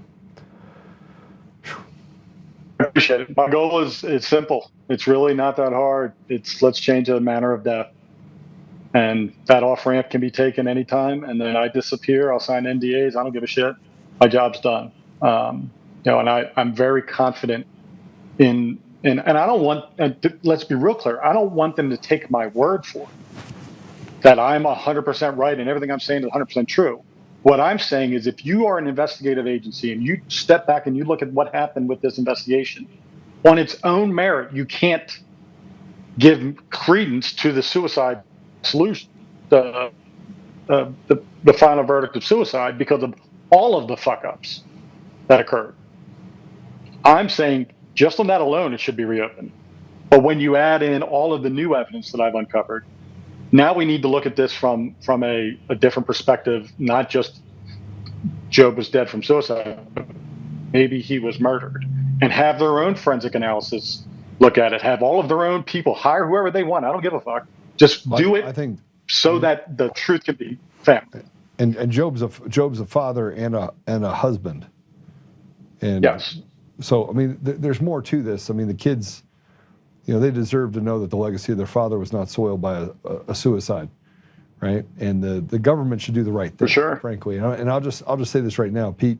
Hegseth should do the right thing. And if the right thing right now is, okay, the ship has sailed, 14 years has gone by. I have guys that are in here that have been wronged by the system, and it took years to get that wronged undone. They should do the right thing. I mean, this is a flip of the switch. It's a rounding error for buying a pallet of sodas as far as they're concerned. So I agree with you. So anything I can do to help you, I certainly will do that. I appreciate that. I appreciate the opportunity to come on and share the story. Matt, thank you for taking the time and putting the thousands of hours into this. And the team will get a hold of you, and I'll just rattle some cages and see what I can come up with. I appreciate you, brother. Thank you. All right, thanks, brother. Whew. That's a tough one. I mean, it's there's some, a whistleblower is not treated well. And most people know that. It doesn't matter where you are. But somebody knows something about this deal over that was there in Afghanistan. You know, two things. One, yeah, you're not going to fire a gun in an FOB and not hear it. It's just not going to happen. And I don't know about the rest of it. I need to really look at it and read all the documents myself. But the other side is that why? Why not look into it? Why wait 5 years to get information? Why would you put a man that has honorably served for almost 20 years? Why would you disgrace him? Even if you hated him, even if you had the 40 grand over here and you had all this stuff, even if all of that is true, if you're Pete Hegseth, why aren't you doing the right thing? Why aren't you flipping the switch and saying, okay, there's enough evidence, credible evidence to show that it is not a suicide. We either reopen it and make a determining factor that it's unknown what the outcome was or why it happened. At least give the wife and the children of a man who served for 19 years closure. Whistleblowers get absolutely just annihilated. I don't know if a new whistleblower in the last 30 years that hasn't been annihilated by a government apparatus or a judiciary, present company included. But why wouldn't you? Joe Price served for almost 20 years, 6 months away from retiring. And his family had to suffer as a result of it, in shame almost. Because, well, let's hypothetically say that she was living on base. You know, there's no like, hey, you can stay on base for another 5 years, you're out. It's just not right. All right, we're gonna take a quick break. When we come back, I'm just gonna ask the question. I want you to answer the question because I've had several people say that me being pragmatic and looking at things from a very academic and or institutional way makes me an anti-Semite, which means I'm a self-loathing individual. And they've done the same sort of dog whistles and taken this stance that, you know, Joe, you have to take a stance. They said the same thing when it came to Ukraine. Joe, you have to take a stance. You have to stand with Slava Ukraine. And when I said that I would stand on the side of Russia every day and twice on Sunday, they were disappointed in that. They even wrote stuff that I was anti-American. I didn't know that standing on the side of Ukraine, not standing on the side of Ukraine, made me un-American. And the things that we don't even know about Zelensky that are finally coming out, that I tried to talk about way back in 2022. I feel like I'm clairvoyant again. The fact that we could just literally create winners and losers and decide things and rewrite history and even rewrite the Bible and tell us what the Bible says. And you have to do this without looking at historic markers about what everything is, who everyone is. No, they just go straight to dog whistles. You're a homophobe, you're an anti-Semite, you're this, you're that. You can't escape it. And this rhetoric, this anti-white rhetoric that happens where they've separated themselves and it's just a group of white people that are attacked viciously every day. If you even talk about that, you become a racist. But if you're Jewish, you can't be a racist. No, because you're not white and you're not, you know, you're the kingmaker. You're the one that stands up for, you know, people to be cats. I don't know. Anyway, we're gonna take a quick commercial break. When we come back, I got a lot to go over with you. I mean, you're gonna decide. By the end of it, we're gonna talk about what Tucker Carlson did and some of the things he said and did and what that led to everyone saying that he's an anti-Semite. And we're gonna walk the problem. I'm gonna tell you what I think. And then at the end of it, you can decide whether or not I'm an anti-Semite. We'll be right back.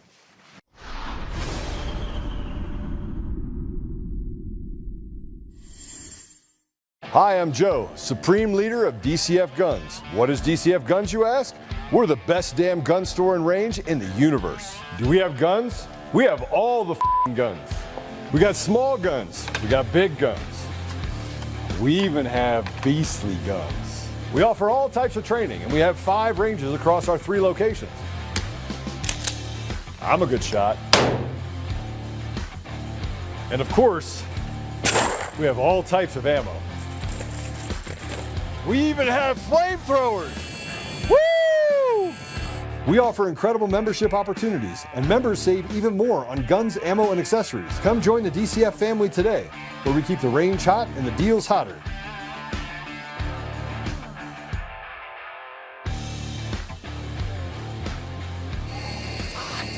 It's hot.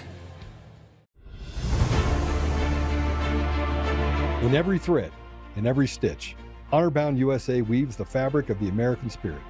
It's not just apparel, it's a testament to God, family, and country.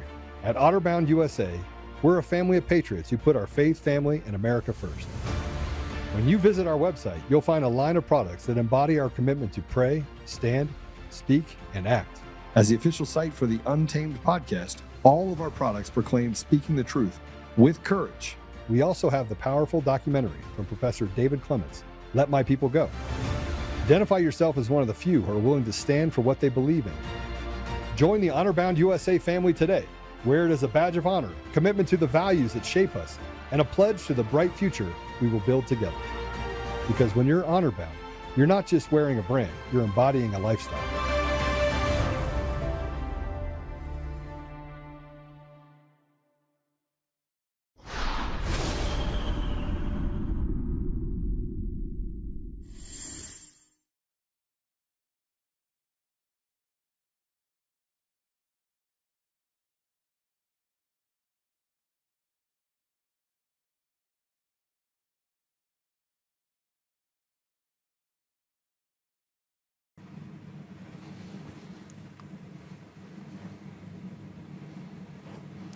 Okay, so what am I? I want to, I said this today. I mean, I put something out on X and on Facebook. And I said, evidently, if you're against faithless, atheist, Jewish people who do evil things and destroy everything they touch, you're anti-Semitic. Without regard to my mixed heritage, I would love to address it. I don't do team evil. I don't give a shit if you're Jewish, Muslim, or Christian. I stand for the biblical truths I know are real, not some made-up construct created by the Rothschilds or pimped out into our society by evil trash like the Clintons, Bushes, Bidens, and Obamas. I'll take my chances with thinking for myself, standing for humanity, and not allow someone else who institutionally supports a group who follows Satan quite literally to pick a side for me. No thanks. If God wanted us to follow the devil, he would have not have given us a brain and discernment. Loving people takes an enormous amount of restraint. Having courage to speak truth takes an enormous amount of faith that truth prevails. We have got to stop the influencer, the Laura Loomers of the world. I mean, she's flat retarded. And look, I'm not going to be very popular for saying this because, you know, frankly, someone will call me and say, you're now off that Christmas card list. Well, let's add the Christmas card list together. I've been off most people's Christmas card list for a long time. And people talk to me, I get conversations all the time. And they're like, Joe, you're too strong at the things that you talk about. You're not afraid to talk about the truth. You're not allowed to talk about Captain Obvious. And I find myself speaking and people, they pick it up and go, all right, that's what I think. Finally, someone's saying exactly what was going through my mind. I just don't know how to articulate it. But Tucker Carlson, I mean, it's not just Tucker Carlson. I mean, let's be honest. It's pretty much anyone that doesn't say, you know, give Israel free pass. And it's not give the people of Israel a free pass. It's give Bibi Netanyahu a free pass. And every tentacle that you have, every organization that's out there has at least one of these synagogue of Satan, you know, Jewish people that's on it that says, hey, look, I'm an atheist, I don't care. I mean, and we talk about lawyers, it's like, it's a deep well. And so people have been saying, you know, about this all day. People have been commenting about it. But I mean, I'll put up a post and 800 people will like it, and this one had just under 100 people that had something to say about it. And someone came out and asked the question about the fact that, you know, should we not at least embrace people who don't have faith. And I was like, that's not what I'm saying. What I'm saying is can we call out academically what we see to be absolutely fundamentally wrong? And killing people indiscriminately is wrong. Israel deciding that they're going to go participate in an attack with the United States, with Iran, is one thing. Taking it one step further where they go out and just wipe out thousands of people, most of them innocent people, is wrong. Going into Lebanon and saying, by the way, we're going to take the south part of Lebanon, is wrong. Killing indiscriminately. It didn't just kill Muslims, it didn't just kill radicals, it killed Christians, and lots of them. Because what is in the south of Sudan, or south of Lebanon? Christians. Coptic Christians and Catholics. And you cannot like what I'm saying right now, but stop telling me that I got to wear a football jersey and I can't point out that when somebody murders someone indiscriminately, that you can't have an opinion about it. And then all I get is they have a right to exist. Does Israel have a right to exist? Do all people have a right to exist? Or is it only that we have to have a conversation about the right to exist when it comes to Israel? And can we be Israel's friend while also pointing out the fact that you shouldn't let your friends drink and drive? You shouldn't let them do fentanyl. You shouldn't let them take life into their own hands and hurt their family that sits behind them. And that, in essence, is what I get to. This has very little to do with whether or not I support Israel or don't support Israel. I am not a Zionist. I am not a Zionist in any way. I'm an America First guy. And by the way, America First means that I have to stand up for my Muslim brothers and sisters, and my Jewish brothers and sisters, and my Hindu brothers and sisters, and my atheist brothers and sisters. I got to stand up for my brothers and sisters in this country, in the United States. Which is why I have such a problem with this idea that we have to stand up and we have to stand for illegals. I do not have to do that. I have to stand, I give an oath to my country. I pledge allegiance to the flag of the United States of America, to the republic for which it stands, to our republic for which it stands. One nation under God, indivisible, with liberty and justice for all. It's a pledge to our country. It's not a pledge to 195 other nations. It's not a pledge to one other nation. And we've turned what good to bad and bad to good. In World War II, Russia was our greatest ally. They lost over 40 million people. 40 million Russians died in World War II. And they became our enemy. I mean, right afterwards, they had an identity crisis that pushed us to a place where we walked in separate directions. We stopped trusting each other. And a large part of that is, that, frankly, that Russia found out all sorts of bad stuff about what we had done in the United States and who our allies truly were. These are books you can actually get a hold of, by the way. They exist. And still, I want to take a pragmatic approach to what we talk about when it comes to Israel. Well, here's where you know that you are captured and you are a slave. Here's how you know. Play this about Tucker real quick. This is him having a conversation with the Economist editor-in-chief. Go ahead and play it. You are critical of the government of Israel. Do you believe in Israel's right to exist? Would you consider yourself a Zionist in that narrow definition? What does that mean, a right to exist? The existence of the political state of Israel as but it has a right. What does that mean? That you think it should continue in its existence as a state right now. So you do not agree with Iran, for example. Well, let me just ask, since you asked me the question, it's fair for me to get you to define the term so I can answer it. You've asked two questions. The first was, do you believe Israel has a right to exist? And the second question was, do you believe Israel should continue to go on as a nation state?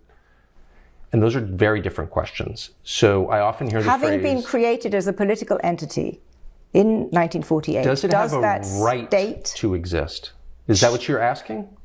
I don't want to get hung up on the right. Should it continue to exist? That's how I define narrowly Zionism. Because the phrase you used was devised by the Israeli government. Of course, does it have a right to exist? And so my question to you would be, what does that mean? Why don't you answer my question? It's a very I simple don't know what your question is. Are you asking, Whether does it the have a right political to exist, state is- or do I want it to exist? Do I you- seek its destruction?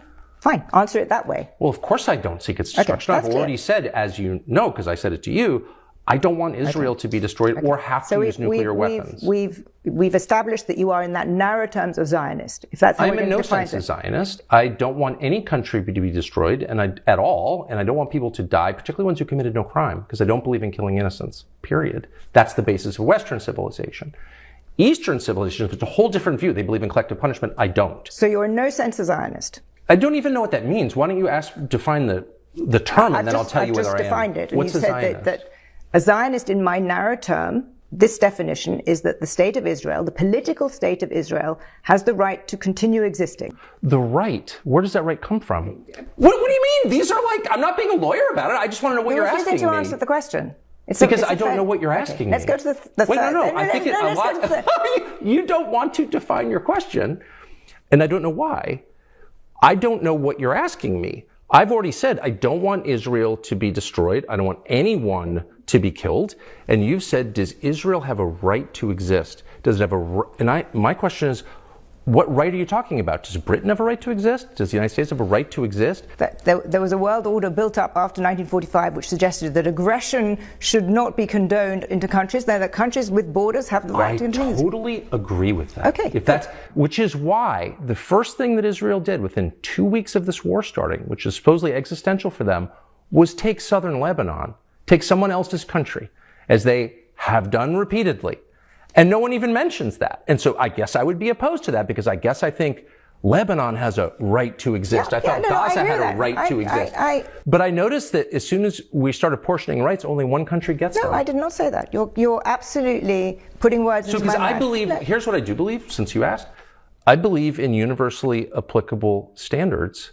And if they're not universally applicable, they're not standards, they're preferences. That's why I believe in human rights, not ethnic rights. I don't think Jews have more rights or less rights than anyone else. I don't think Christians have more rights or less rights, blacks, Filipinos. I believe in human rights that derive from the creation of people by God.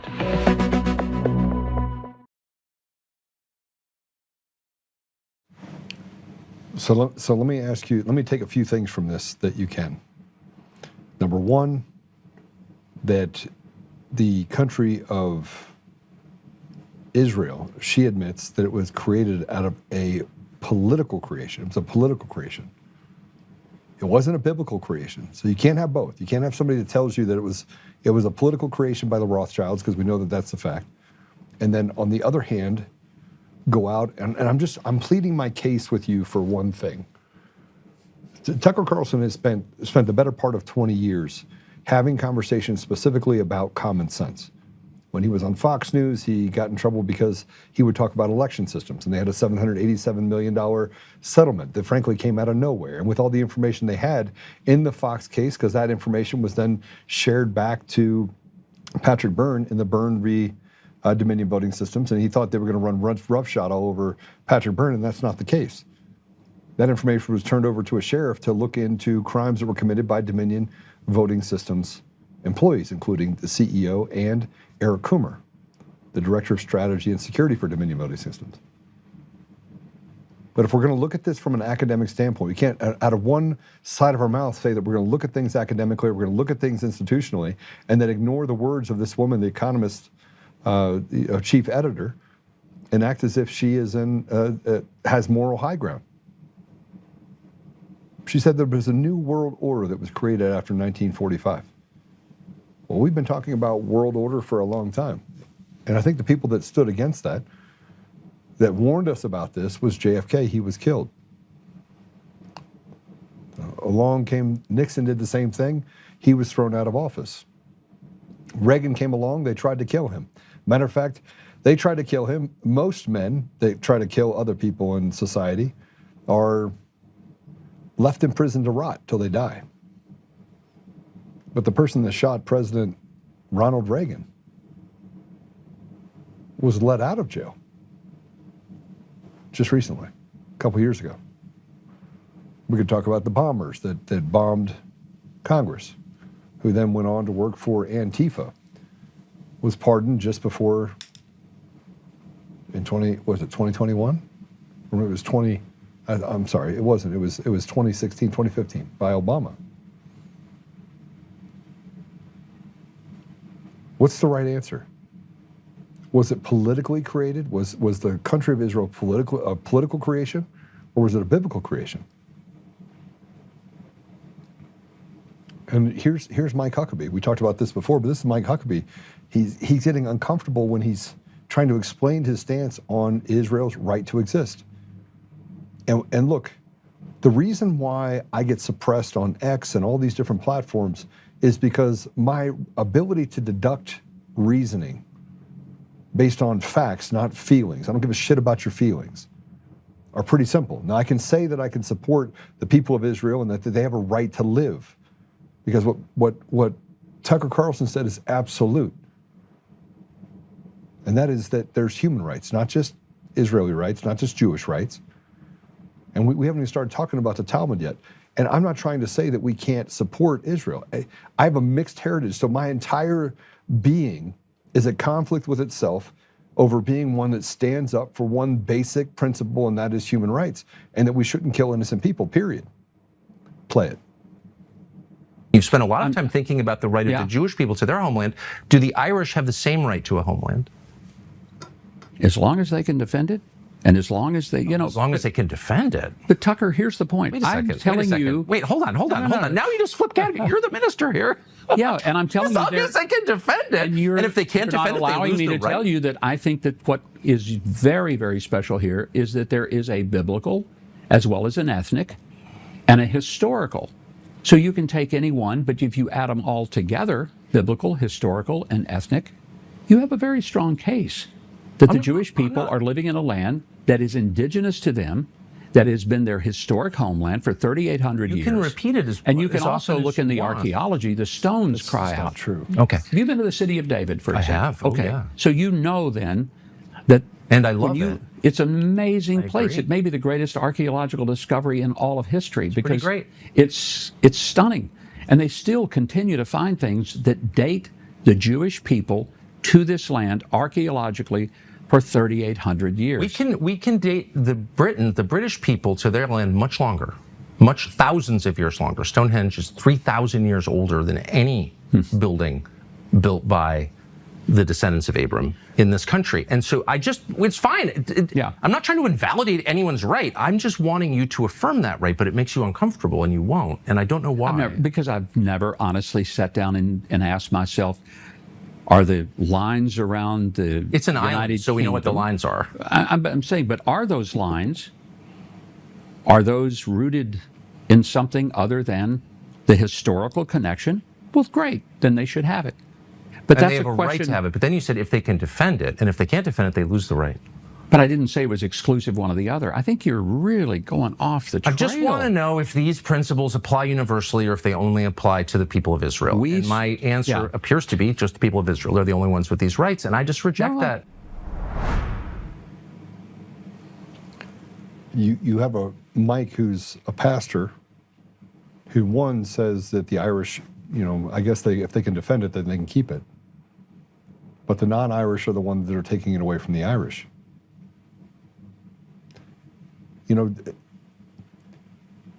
Is it anti-Semitic to want people to live? Is it anti-Semitic to want people to have equal opportunities, to want my black brothers and sisters who are Americans not to have the only option they're given is genociding the next generation? While we step over them, much like we do in our culture in the United States, where you have someone that is foreign, you have someone from a foreign land that is basically creating the rules for the United States. And you'd be hard-pressed not to prove what I just said to you. Let's just be honest about what is happening right now. Much of our foreign policy and domestic policy is run by a small country in the Middle East.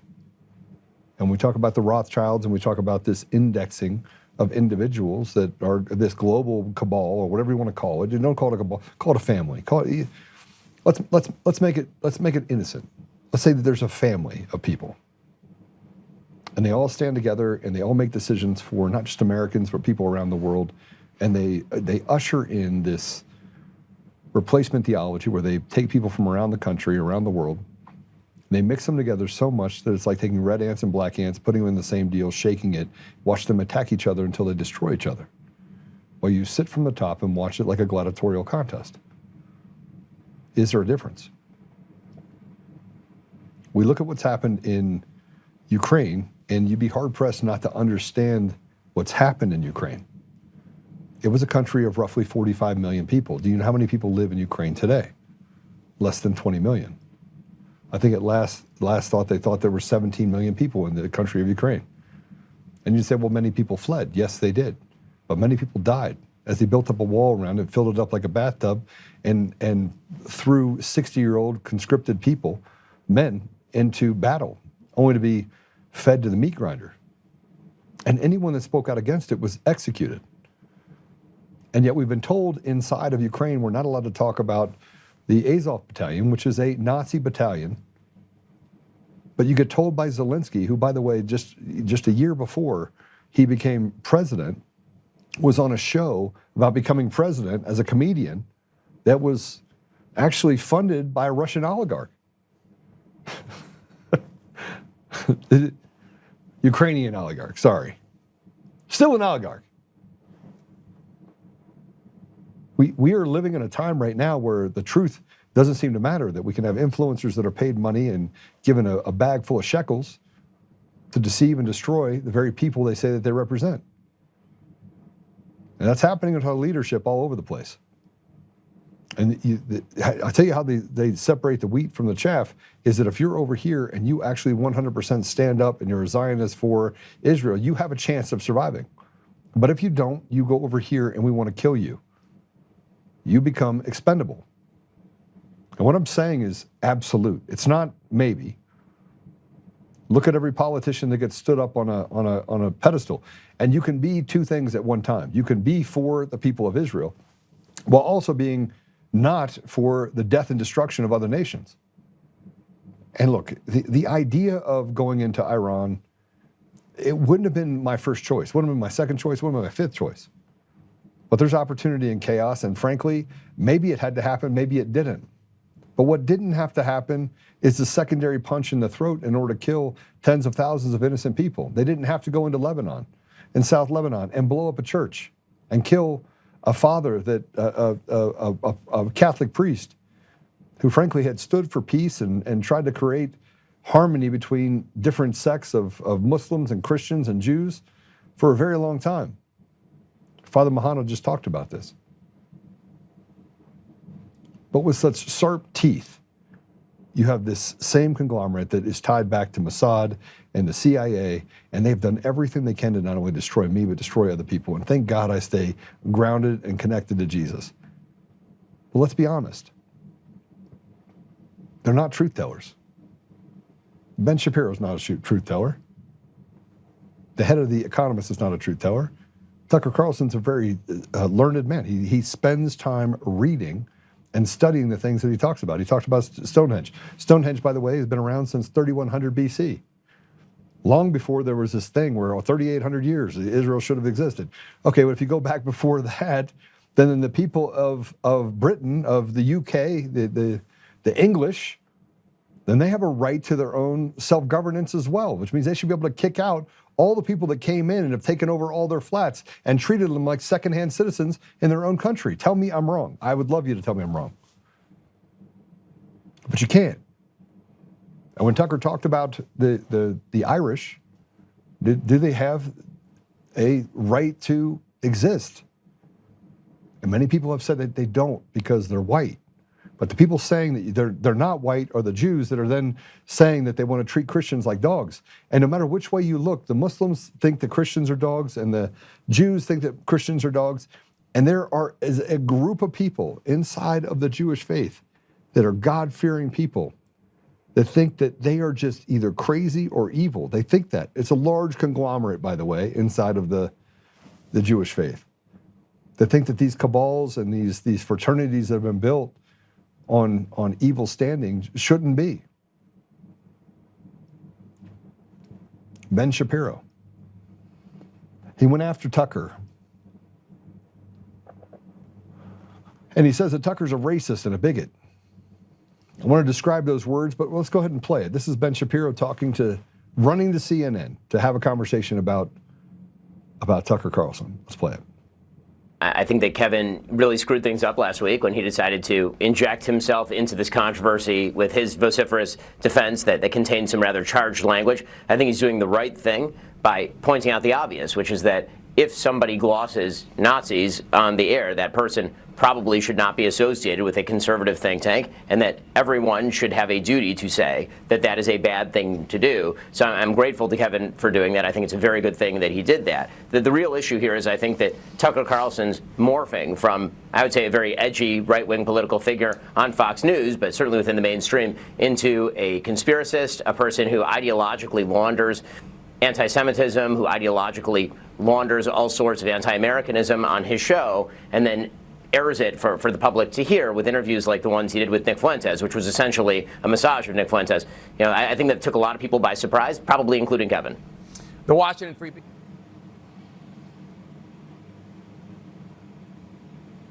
The truth needs no filter.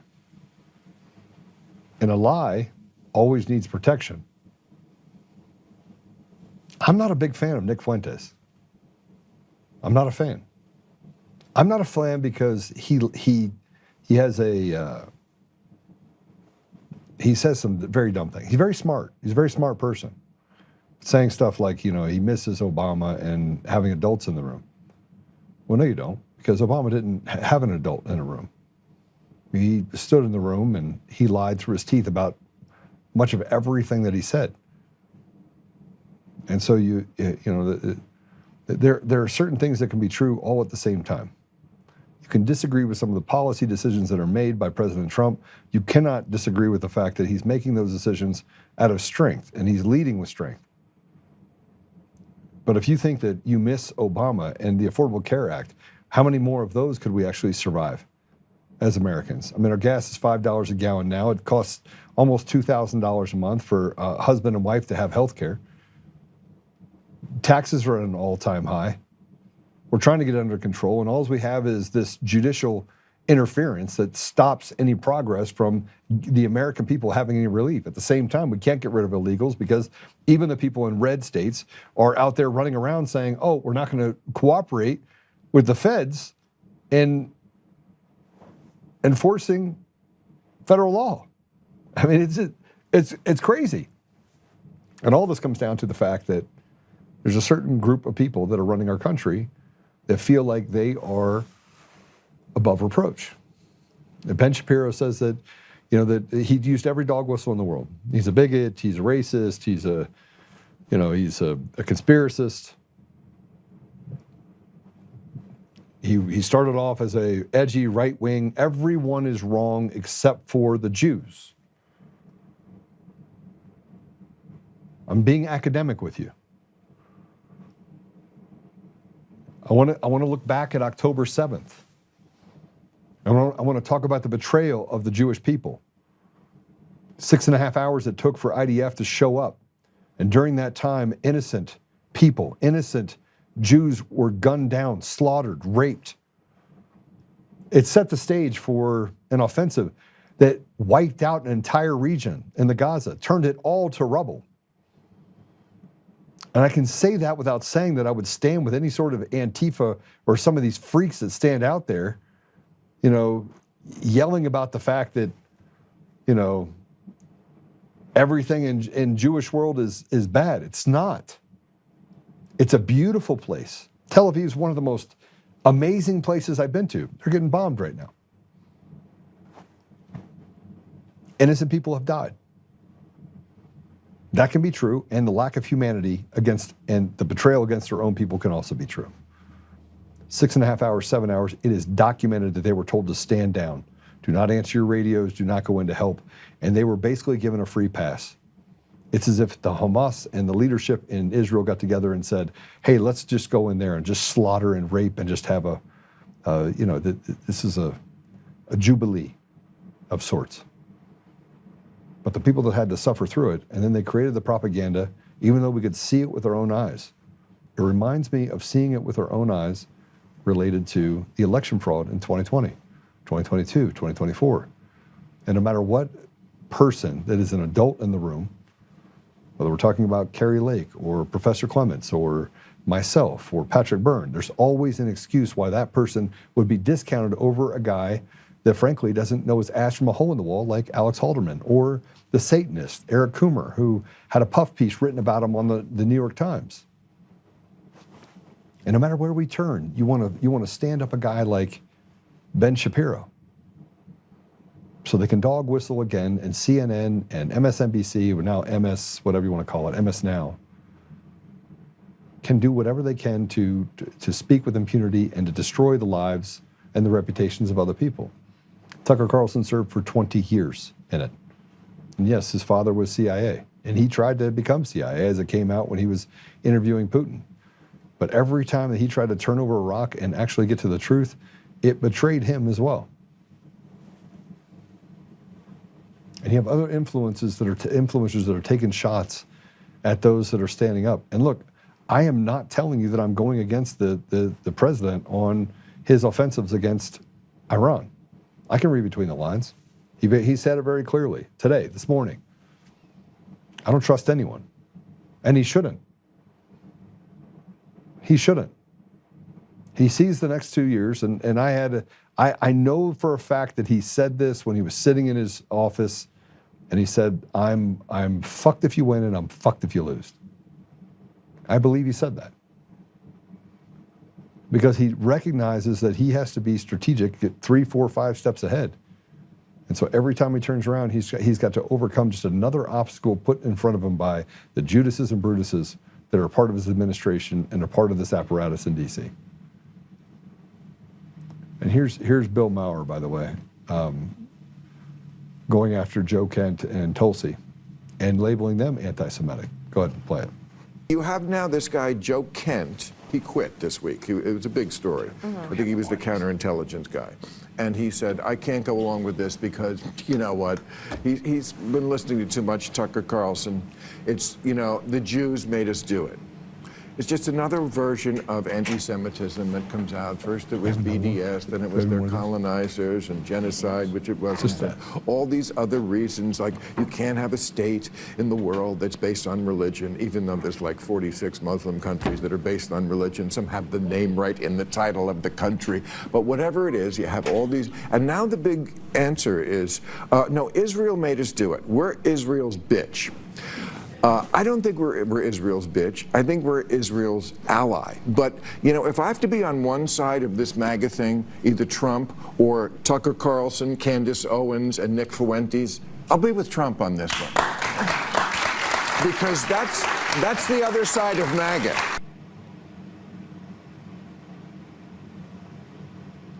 Do you see what just happened?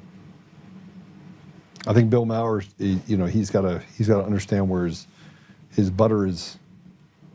bread is buttered. But if you don't see what just happened, it is again creating a label, creating an opportunity, creating a football team you don't want to play for and you don't want to be around. And he lumped Tucker Carlson in with Nick Fuentes. He lumped Tucker in with Candace Owens. And these are people that ask questions. Now, Nick Fuentes is on an island all to himself. But if you don't think that this chaos was created, and now they're all anti-Semitic. Now, am I going to be put on the line as a self-loathing anti-Semitic individual? And if you don't think that there are tons of people in Israel who are Jewish, if you don't think that there are tons of Jews in the United States who 100% are fundamentally opposed to killing people indiscriminately, there are. A ton of them. I had a conversation with my friend literally 2 weeks ago. 2 weeks ago. And he's like, Joe, I'm very disappointed in where we're going right now. He says, I am genuinely concerned that Israel will cease to exist, and that there is a push right now to use the narrative of the Bible in order to drive things into existence, drive history to a place of great destruction. Now, he's a rabbi. He's a rabbi. But no matter where we go, we keep having the same conversation with people where they say that everyone's an anti-Semite. And now it's not just going after Joe Kent, a decorated man who lost his wife in battle as an American in foreign wars that we had no business being a part of. And we're saying the quiet part out loud. And my fear is that if we don't start separating the wheat from the chaff, the Jewish people from people that are doing some really evil things, that are hiding behind being Jewish, we are in big trouble. And not big trouble because of me, but big trouble meaning that you will have this thing that they're trying to hide behind. And you know that it's bad people doing it, but they're trying to hide behind Jews and say that it's anti-Semitic. It's not anti-Semitic to be academic. In my opinion, you can tell me at the end of this if I'm anti-Semitic or not. And maybe I need to go through some sort of retraining. But if we don't start separating people who are doing evil deeds and doing bad things from the good people that we have that are our Jewish brothers and sisters and down line, then aren't we setting ourselves up for a return of history? Going straight back to the place that we were in when we went through World War II? The justified killing of Jews just because they feel like every Jew is a bad Jew? I'm asking the question because, frankly, if you're for human rights, if you're for humanity, you have to stop looking at this from like these beer goggles that we're looking at it from right now. Here's Josh Hammer going after Tulsi for being, again, everyone is anti-Semitic. It is the new, you're a racist. Play it. Multiple people around the same time, last fall, I don't remember the exact date, that Tulsi Gabbard, who is the director of national intelligence, and she was Joe Kent's boss as the director of the National Counterterrorism Center, he worked under Tulsi Gabbard. What? I was told by numerous people who are very much part of the conservative ecosystem in D.C., these are well-sourced people, strong connections to the White House, they told me to be strongly on the lookout for Tulsi Gabbard and her office. They basically said that Tulsi Gabbard is running something of a shadow operation from her office. That she is personally, I was told this, I've met Tulsi, I don't know her well. I was told she's personally actually very anti-Semitic and that she is heavily involved in a lot of the anti-Semitic influencer operations. And that she is potentially involved when it comes to trying to feed some of these narratives there. Now, I didn't put two and two together at the time and think that this trail led immediately to Joe Kent. I've known of Joe Kent for years. We follow each other on Twitter for forever. I knew that he had some isolationist-y leaning views on foreign policy, but nothing particularly extreme. He actually, up until yesterday or a year ago, whatever, was somewhat sober, at least, on issues pertaining to the Middle East, Iran, Israel, you name it, though. So I didn't put two and two together at the time that it immediately went to Joe Kent, but especially after his disgusting anti-Semitic dripping with the anti-Semitism conspiracy-laden resignation letter, Aaron, I am not surprised that here is where we are at when it comes to trying to figure out who it was, and indeed, it does seem, as Andrew on his show said, that it was Joe Kent. Okay. So Tulsi Gabbard is anti-Semitic. That's what he's saying. Well, if you know anything about Tulsi Gabbard, she's Hindu and had to deal with much of the religious bias towards Hindus for a long time. She visited Auschwitz. She stood up against she opposed the boycott, divestment, and sanctions deal against Israel. But because this guy says that she's anti-Semitic, because Joe Kent was there and now she's supposedly the voice behind all this anti-Semitism, these are dog whistles and tropes that are used in order to put dogs back in their place. And these are typically run by people who are faithless, godless, atheistic, Jewish people and or people that are apologists that frankly get some benefit out of it. I think Stephen Miller's a good dude, but he's Jewish. So should I hate Steve Miller because he's Jewish? Or should I look at the things that he's done inside the administration to call out things that are really bad in our society? Am I partially anti-Semitic individual? Am I like bipolar anti-Semite? Or can we just have an academic conversation about what we can see right in front of us? But you have these people that point to Tulsi Gabbard and say, well, she defended Ilhan Omar back in 2019. And I would say, she had to come out and say, listen, you have to be able to pay attention to the foreign policy influences that this little country in the middle of the Middle East has. And we care so much about what happens to Israel. How about the millions of women and children that died in Iraq in the second Gulf War? In the first one, it was over 500,000. When Madeleine Albright got on 60 Minutes and said it was absolutely worth it, it served our interest, that 500,000 women and children died in the first Gulf War. So it's okay to kill 500,000 people. And what do you think is going to happen to the people that are left behind? The generation of people that are left behind, you're going to turn them into terrorists. And I know too much about the area to talk about the fact that, what once is our enemy, or once is our friend, is now our enemy. And a lot of it has to do with the fact that the United States is seen very clearly as a dog that is your friend one minute, but is rabid the next. You never know whether the United States is going to bite you or protect you. And I'm sorry to put it in that regard, but our foreign policy is run by an intelligence unit that is not of its own. It doesn't have its own autonomy. We make those decisions based on other intelligence communities and the fact that they're largely unchecked. Whether we're talking about the CIA or the FBI, it is institutionally rotted, just like we talked about when we talk about the judiciary. And the problem is that as I talk about this, I got this library of knowledge in the back of my brain, and I'm walking through and I'm going, okay, well, she's not an anti-Semite either.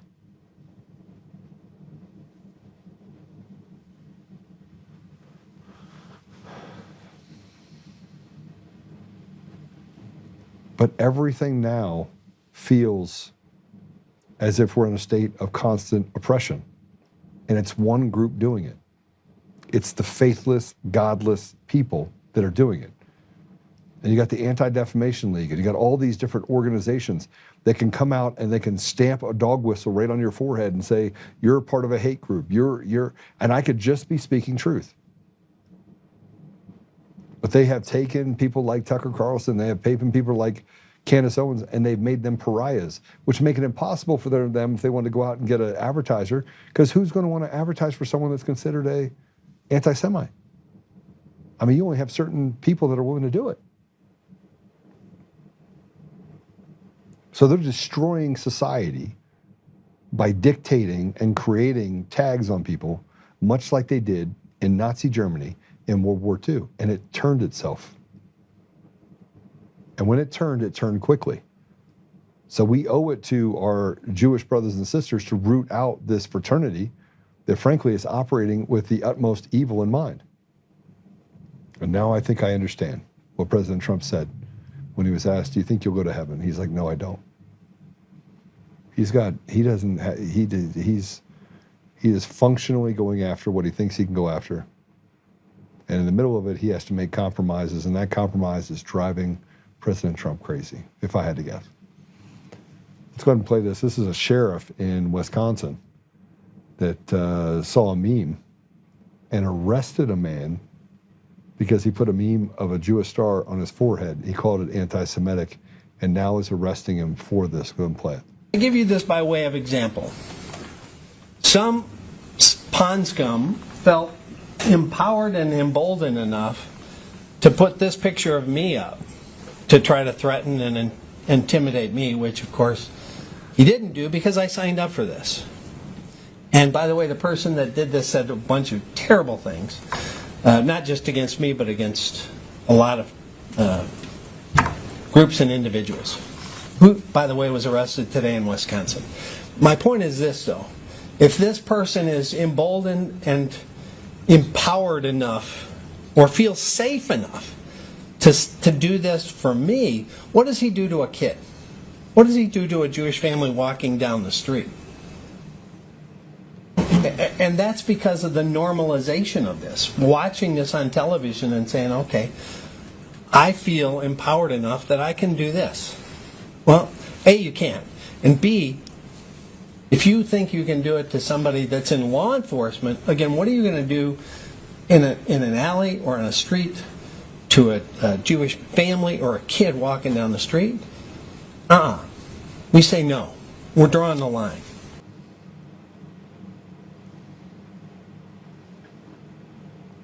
An internet meme now is what you would do if you're walking down the street. So showing frustration over what you can see academically. And I don't know the circumstances behind how Sheriff Bouchard was seen as a, I thought it was kind of funny. I mean, it's a Jewish star on him with his you know, the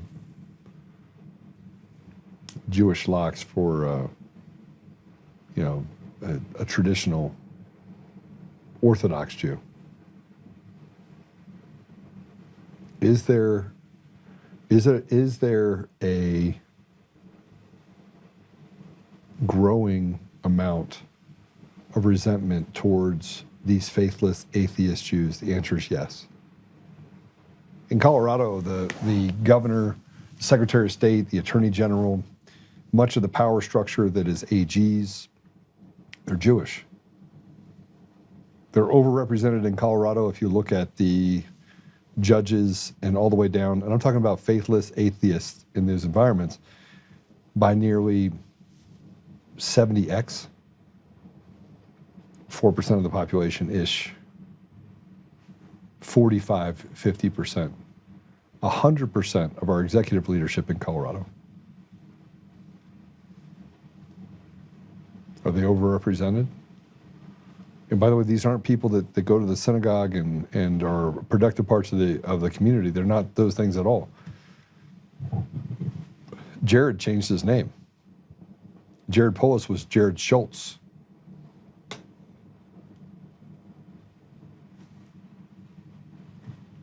Can we be academic about it and see the damage that's been done to the state of Colorado over the last 8 years? We went from 4th best place, safest state in the nation, I think it was 4th or 5th, to the 3rd most dangerous, violent crime state in the nation. Our budgets are up 145%. We're the #1 hub for stolen vehicles. We've lost our rights to defend ourselves. Our elections are absolutely just terrible. From an education standpoint, less than 25% of the kids graduate proficient in anything, math, science, reading. We're 7th on the incarceration list of number of incarcerated individuals. I mean, what we tell farmers that they have to use only registered seeds. We're trying to make the state the pimp for prostitutes. Everything is legal, from mushrooms all the way up to marijuana. We have safe needle sites, and homelessness that is running rampant, that has grown by nearly 600, 700%. I made that number up. 7x, I think is what it was. 6 to 7x. So 6 to 700% more. And it's run by the synagogue of Satan. Not by the synagogue, the godless Jews that are in our community, but run by a group of people that, I mean, you have a governor that has been known for deviancy nearly his entire life. You have an AG that frankly has sued President Trump 59 times, and he's lost nearly every one of them. You have a Secretary of State that frankly put the BIOS passwords on the internet for people to get access to. You have criminals that are being left out on the street that murder someone and rape. You had the rape of what, a 6-year-old, 7-year-old? And he said, okay, he can't stand, he's not competent to stand, so they let him go. You had an 11-year-old that they tried to abduct from a park, and again, let him go. You have to rape, they want to make it so you can rape 3 children, or one child 3 times, I'm sorry. One child, you have to rape a child 3 times before you even go to jail for it. 39 teachers in 2025 were arrested for sexual misconduct against children. This year it's already 27. And I just heard there was another one that just came out. And while we have red parts of the state that frankly they can't steal just yet because frankly there's too many of them there, all the judges are appointed by this radical leftist loon bag, synagogue of Satan evil guy named Jared Polis. And no matter what attorney you talk to in the state of Colorado, doesn't even matter. I have a friend who's an attorney and he's a municipal judge. And he'll tell you, he says the system is literally broken. I have another woman that I'm friends with that was a judge, a magistrate. She goes, Joe, you would never even believe what they wanted me to do. They wanted me to basically let the public defender's office run the bench in a conservative part of the state.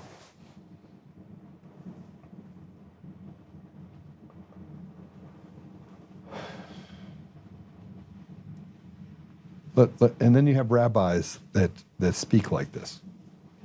And I'm asking you the question, am I anti-Semitic? Is there a place that we can get to a common ground where we can decide that the people of Israel have a right to exist, and yet Americans have a right to self-reliance as well, to their own sovereignty? Because right now we don't have it.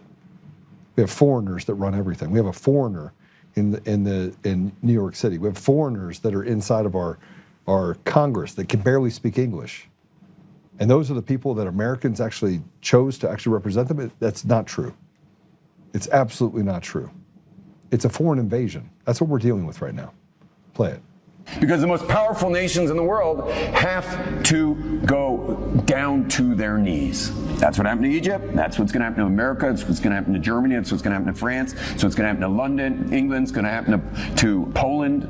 It's what's going to happen to Russia. That's what's going to happen to China. But we're almost there, guys. It's happening.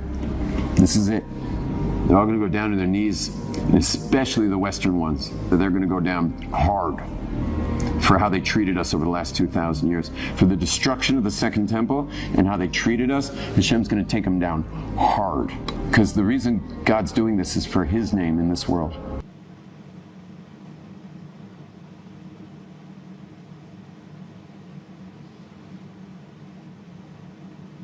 So you have imams in the Islam talking about conquering the West. You have rabbis talk about it as well. And yet Christians are over here like, hey, just love everyone. And yet everyone hates us and wants to kill us. They want to kill everything that's good. This is the hardest show that I've done. Out of the 3,000 that I've done, or whatever, how many I have done. Christianity, we talk about Jesus, we talk about the Bible. And I'm not trying to convince you not to be a Zionist. I'm not trying to convince you that you don't have your faith. I'm not trying to shake you. I am not trying to have you have an aha moment. I don't want to break you down. I don't want to do any of that. I just want to understand, am I an anti-Semite for pointing out the fact that I don't want people to die? And how could you be a Christian and say you want people to die? And I do recognize that there is no hate like a Christian's love. There is none.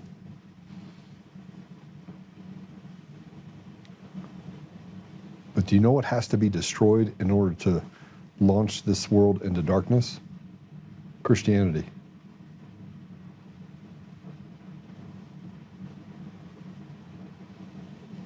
The hard part about doing this show is because as I start examining my faith, and I go to Mass often, it's hard for me to figure out in my multiple personalities, Christian, Catholic, Mormon. I got Mormon in my family, Jewish. Can I separate Baptists? I did Catholics and Baptists. You got all this stuff going on. And in Christianity, you have people that are standing out that understand and they read and they study the Bible, and they, I used to have this conversation with imams over at Oxford, or talking to religious scholars that were in Saudi Arabia or other parts of the Middle East. And you say, Joe, why would you do that? It's because I've always been searching for an understanding of the Gospels related to the Abrahamic faiths, and how do we get to a place where we can just stop killing each other over some of the dumbest stuff known to man? Like, we just killed a bunch of people in Iran, and they just said, okay, we're not going to do anything having to do with nuclear weapons anymore. Why couldn't we have gotten there before we actually went in there and just slaughtered people? I don't know. I'm not on that. That's not my deal. But here's a Christian minister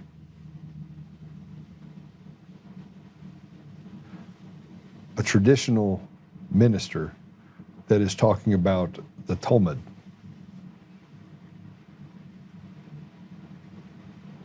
And does being academic make you anti-Semitic?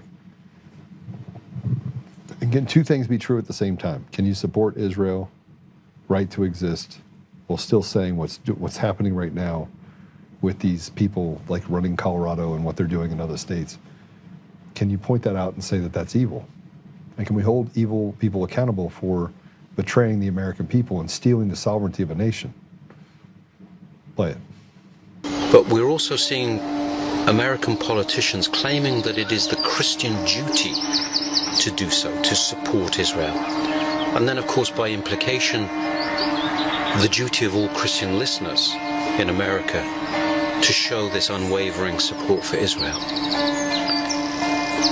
This is a modern heresy. We must be clear, Israel, the people of God, is the Orthodox Church. There is no special dispensation outside of Christ. And those who reject him, reject Christ, whether Jew or Gentile, reject salvation. Christians must know that the Talmud blasphemes Christ. It blasphemes the Mother of God. There is no separate, no second, no different salvation. The economy of God is in Jesus Christ alone.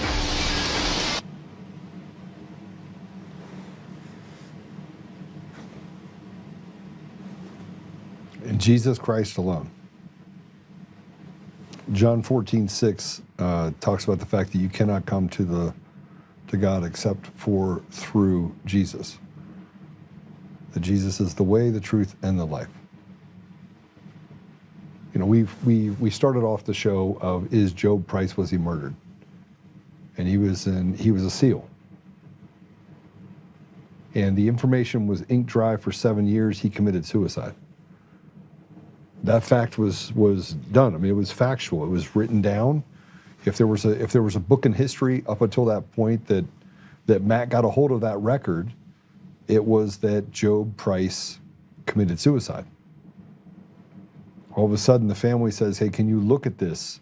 And I'll use the same thing when we start looking at the Bible and the fact that priests and pastors and everyone else tells us who we have to support, what we have to support, what we believe. And they make it sound so artistic, eloquent. And they're like, really, you have to, because it says right here in Genesis 12, Genesis 13, Genesis 12, you have to. It says right here, you have to, those that bless Israel. And if we want to get academic about what happened, what's said in the Bible, they're talking about the Samaritans, and the Samaritans, there's less than 2,000 of them that exist, or just about 2,000 of them globally today. And you could trace it back to a certain bloodline. It's a very, very specific bloodline that exists today. I mean, you go check me out on this, please do. And by the way, Jeff, I don't know what you're talking about to say that Islam is not a part of the Abrahamic faiths. It absolutely is a part of the major monotheistic faiths tied back to the prophet Abraham. Look it up. And we can have conversations about what you believe based on what you read, and what I believe based on what I read, and I'll be okay with it. I'll be okay with those differences. Just like I'm okay with the fact that you can sit here and tell me that, that you have to 100% bless Israel, and that means that you have to bless a political, a political thing that was developed, created, and somewhere now you've established a faith-based Christian architecture around so that it can be protected, while basically Christians are being shunned and destroyed all over the world. And I am not just talking about political persecutions that end in death. We can talk about opportunities that they're shunned from, positions of power, political appointments. We can talk about all the way across the board. When people find out that you're Christian, they limit your access. Because there's something to be said about Christians, and that is that they are mostly good. There's a lot of bad ones, though. That's why I say there's no hate like a Christian's love. Like playing whack-a-mole. So let's just talk it through. You have a guy that for 7 years, they said, killed himself naked. You got Matt that went through and found out that he was murdered. We took it to Pete Hegseth, who said, here's the text messages. He absolutely did not commit suicide. It'd be really easy for them to do the right thing, maybe not get to the bottom of it. God knows that when you get up there to your maker, God's going to make it right. But at least do right by the woman that stood next to her husband for nearly 20 years. And the man that served. Reset the standards by which their children see their father. Give him a rightful exit as a Navy SEAL. Honor him and his commitment to those 19 and a half years that he gave. But the story was ink dry, 7 years. Matt disrupted that. Pete Hegseth dug into it, only to probably get to the bottom of the barrel and decide that the juice wasn't worth the squeeze. And frankly, that's where we're at right now in the United States when we talk about anti-Semitism. The juice is not worth the squeeze. We'd rather just attack Tucker Carlson. We'd rather attack Candace Owens. And Nick Fuentes is on a whole world all of his own. I mean, I don't even know what to say about him. I think he says stuff that is academically false, that has no institutional value. But he does so to get people riled up, and then that chaos then sticks to other people like Tucker Carlson and others, like some sort of stink that they can't get away from. But I've been to these different countries. I've been to the Middle East. I've been to Israel. I've been to Africa. I've been to these tribal nations. I've seen what it looks like. And I've also seen the sharp stick of the American foreign policy. I've seen Susan Rice lie to the UN and say that there's genocide and ethnic cleansing going on here. Look at what's happening in Libya. And I've seen what we've done to other nations. I've seen the stories that we've told. And frankly, they've rewrote history and made people out to be bad people that are good people, and made good people out to be bad people, or bad people out to be good people. And we're stuck believing that somewhere along the line that it's okay to go in and bomb out and take over, a quarter of Lebanon, another sovereign nation who didn't do anything, and kill people indiscriminately. I'm not okay with it. And I don't think you should be either. You have a sheriff that's fighting for ballots that don't exist. And every day we have whistleblowers that are told that somewhere along the line that that you don't know what you're talking about. What do we got? Dan Stricklatter says, I'm sick of passive Christians who have let this happen. This false doctrine was taught in ministry, and the evil has allowed this, and many pastors have been tricked. Joe is right, but German Catholics helped write the Muslim texts back in 1609 to what it is today. Catholics, you're right, I got you the first time. Islam may be an Abrahamic, but it is incompatible with Christianity. So is Judaism then. Sorry, Chris. One can't be true without the other. Both consider Christians dogs. Both think that we're infidels or Gentiles. Both have a high disregard for the fact that we have our Lord and Savior, Jesus Christ. Gambling Man says you have to be suffering from cognitive dissonance to not see the power Israel holds over the United States. Dancer says that Candace has always been a grifter. I don't know. Maybe. Joe, I'm not a Zionist or a dispensationalist, nor am I a sucker. Just because Arabs have been predominantly forced into Islam has nothing to do with their bloodline. That's where you're wrong. You're wrong, actually. What you said there, Jeff, is fundamentally wrong. Because Jesus was an Arab. He was a Palestinian Jew.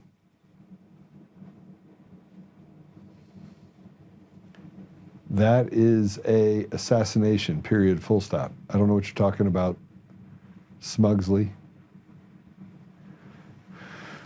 Gambling, that's a false dichotomy. Better way to say it, Chris, is I think that would be a false dichotomy. Let me explain.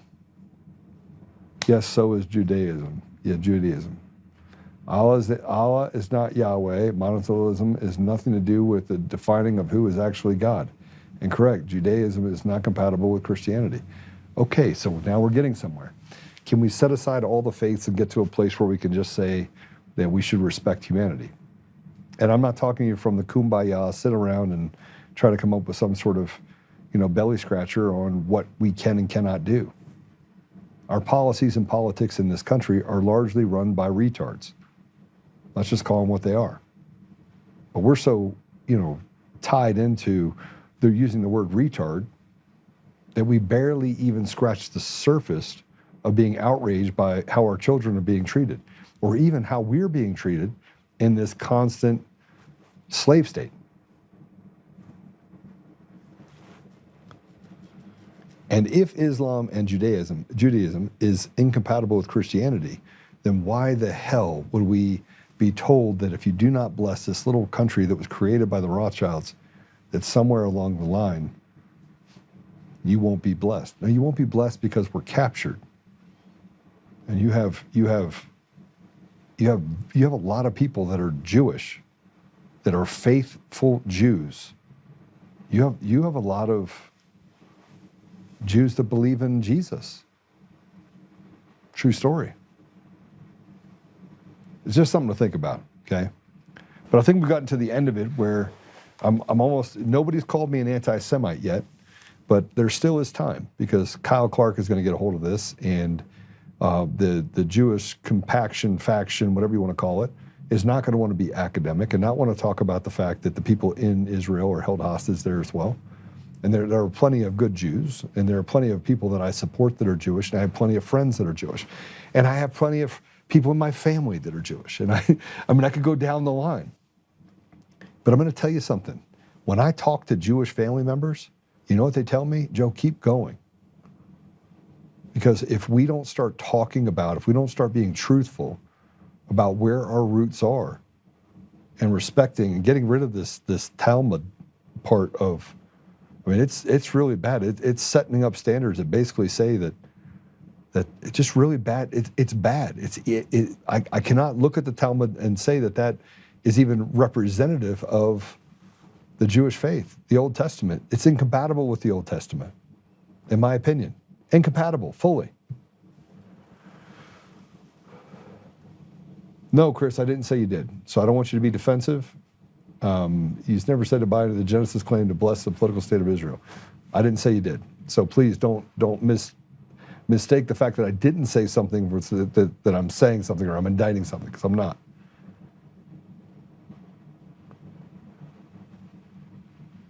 Yeah. All right, I'm just looking at all the comments really quick. She started out as a leftist. They hated her and doxing site against conservatives. And she got Blacksit, then MAGA, then TPUSA, so she got booted. And MAGA and Daily Wire, then conspiracy, she-mail stuff, then Kirk. Exactly, Joe. The nations were blessed in the seed of Abraham, that is Jesus. We bless Jesus and we are blessed. We are not blessed for blessing a satanic globalist banker state called Israel. Wow, that's big. I don't know if I would call it a satanic globalist banker state, but there are more pedophiles in Israel than per capita than any other place in the world. Well, I don't know if you could say that either. That is a statement that has been made, and maybe it could be true, or maybe it could not be true. What does Mod Trend says? What does God's blessing consist of, material or spiritual? I think you have to say that it's both, Mod Trend, don't you? Don't you have to say that materially it blesses you with peace, and spiritually it blesses you with peace? So both can be true at the same time. It depends on what you're measuring, I think, but I could be wrong. I don't think the point is for me to be right or wrong. The point is that I've had people like this guy Dave, I remember his name, Dave Hunt, who came out and said I'm anti-Semitic, and then somebody said that Joe's a racist, and I was like, well, and then I think my sister said something about that and said, well, he's not a racist. And then I've been called a bigot, and I'm like, okay, well, that doesn't check either. So I don't know what is going to check or not check, but that doesn't check either. But the reality of it is that God gave me a voice, gave me a mind, and he told me, like, listen, this is, and he didn't come down, no burning bush. It's just, okay, I have these thoughts, and this makes sense. Can we just be Captain Obvious for a minute? Yes, the Rothschilds are the satanic globalist bankers. I agree with that. But, you know, yeah. All right, we're out of time. We're way out of time. We went way over today. You guys got more Joe time than ever before. Okay, so I want to tell you guys about a sponsor we have coming on. It's USCCA. I'll be having a big thing I put out for it. But basically it's this. If you have a gun in your home and you don't live in 3 states, I'm going to have a deal put together for you where you can get some, you want to make sure that you get protected, right? All the rights that you have as a gun owner are going away. The chances of you being Daniel Pennied are pretty high. And so USCCA, you can check out, it's the ability to protect yourself. It's Concealed Carry Association, U.S. Concealed Carry Association. Anyway, they're going to put together a deal for us. We're going to put it out there, and you'll have the ability to become a member. You can become a member at DCF, so if you come into town, you also get free discounts and a bunch of other stuff, but you're also going to get access to this coverage by USCCA at a discount. And this will allow you that if you're ever in a bar fight, it'll cover you. If you hit somebody with a bat, it'll cover you. If you brandish a firearm and you get charged with brandishing a firearm because you're trying to have it be a deterrent, it'll cover you. It'll pay for up to $2.5 million in bail. It'll pay the $250,000. It'll pay, it does a bunch of stuff. Now, before I get into the specifics of it, we'll have a page that you can go to and you can read through it and go through it. But really, I wanted something that actually meant something. So I've been meeting with all these different advertisers, and this is kind of the one that stood out to me as, actually, there's like 4 or 5 of them right now. But can people that listen to the show, they're 99% gun owners. I hope you guys are gun owners. If you don't have a gun, man, hedge your bets, buy a gun. You go to dcfguns.com. You should always have a gun, Mod Trend. Always.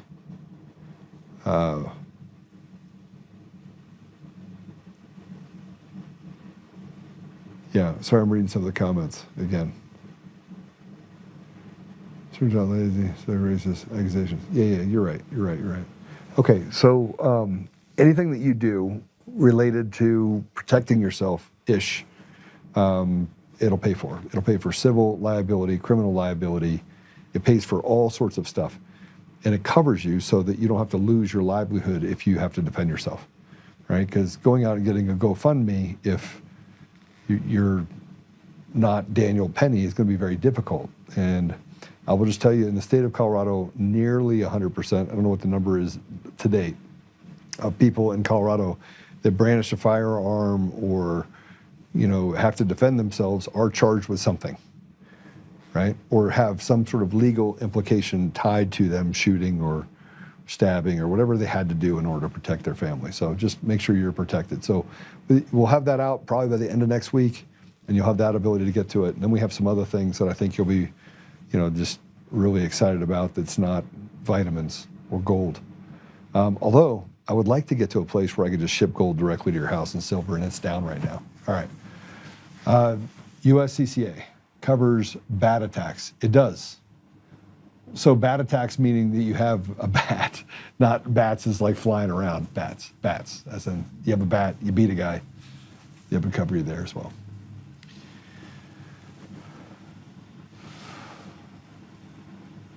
Yeah, I mean, dancer, depending on what state you're in, I could probably break down a gun on the show and show you guys how to do it.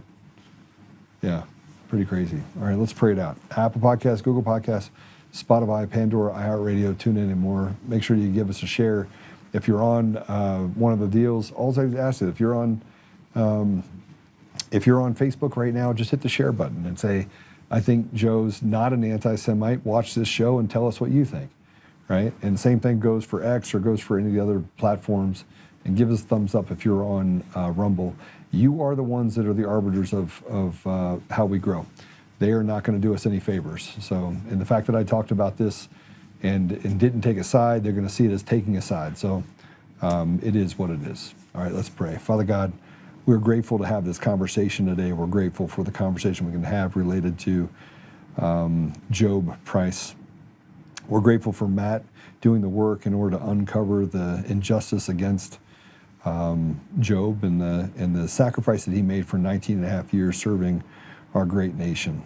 So Father, we just ask that you let truth prevail and that you can lift that veil back and that Job's family can finally get peace.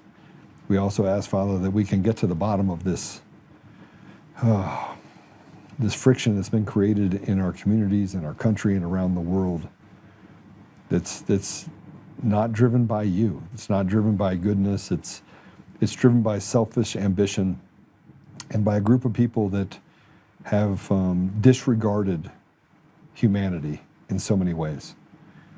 Now, whether those people are Jewish or Muslim or Christian or atheist, Father, we don't know what their heart is, but we do know what the outcome has been by some of these people who have told us that we are not allowed to separate them from our Jewish brothers and sisters. And I don't know where to take that. So I just ask you that you will guide us in a way that we can do your biddings, that we can be honest in our dealings, and that we can have good debate about what it is that we're facing as a country, as a community. Father, we're in this kind of weird world where right is wrong and wrong is right, and we're told to debate the ridiculous. And so, Father, we just ask that you break it down for us. We're ready. We're ready to kind of get to the conclusion of, how do we protect our communities and our children, and get to a place where we can reject the evil that is so evidently in front of us. Father, we thank you, and we just ask you to give us the ability to stand together and to do what's right. I say these things in Jesus' name. Amen. All right, we'll see you guys later. You can't F it up, seriously. Just make sure the guns are unloaded before you start. Yeah, don't take Jeff's advice, Danster. Let's go watch a couple videos. March Madness, baby. March Madness. Go watch some of those games. This should be pretty good. And otherwise, I will see you tomorrow. We went way over today. Take care. God bless you.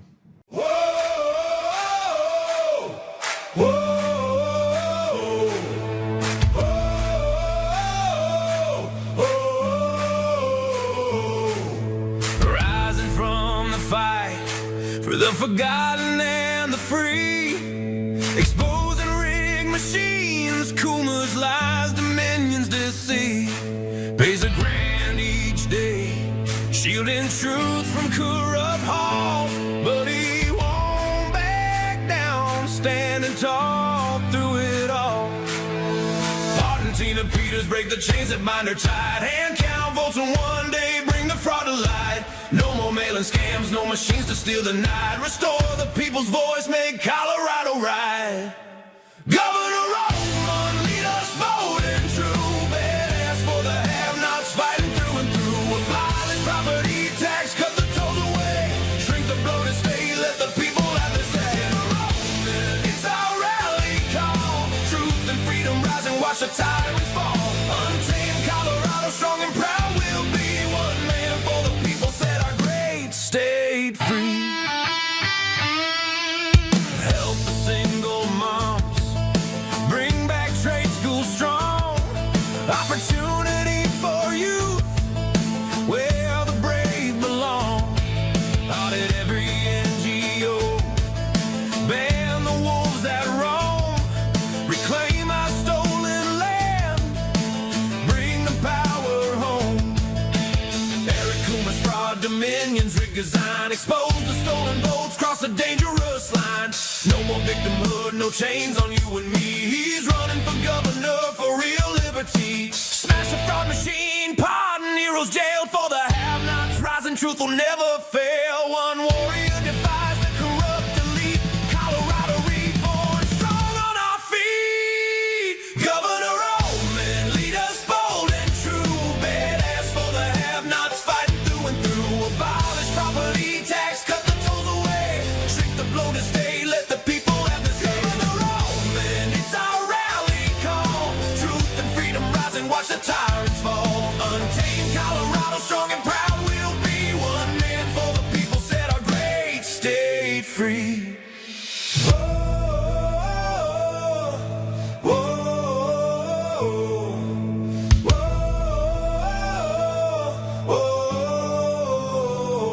Governor Oltmann, lead us bold and true. Governor Oltmann, freedom forever, Colorado rise.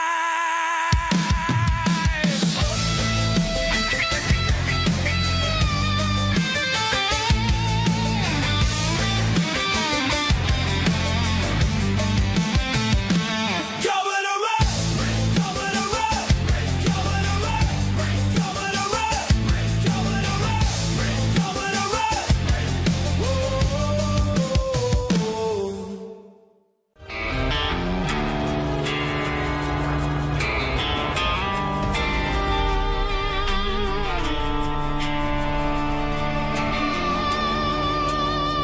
Rise up untamed, in the heart of the fight where the wild ones roam. Joe Oltmann's calling, bringing truth back home. From conservative daily to this untamed fire, we shatter the silence, lifting spirits higher. No chains can hold us, no lies can prevail. Authentic and fearless on this rugged trail. Patriots gather under stars and stripes. Untamed nation, igniting the night. Untamed nation, let the truth roll out in this land of the free. Standing proud from sea to shining sea, we won't back down.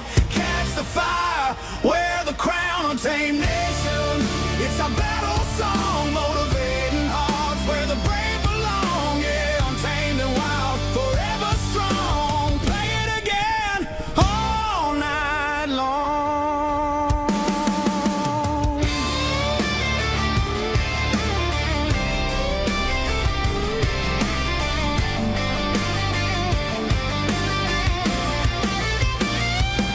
Break the mold, chase the real.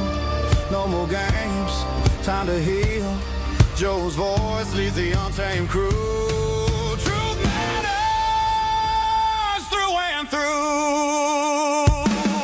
Untamed nation, let the truth roll out in this land of the free. Standing proud from sea to shining sea, we won't back down. Catch the fire, wear the crown. Tame nation, it's our battle song, motivating hearts where the brave belong.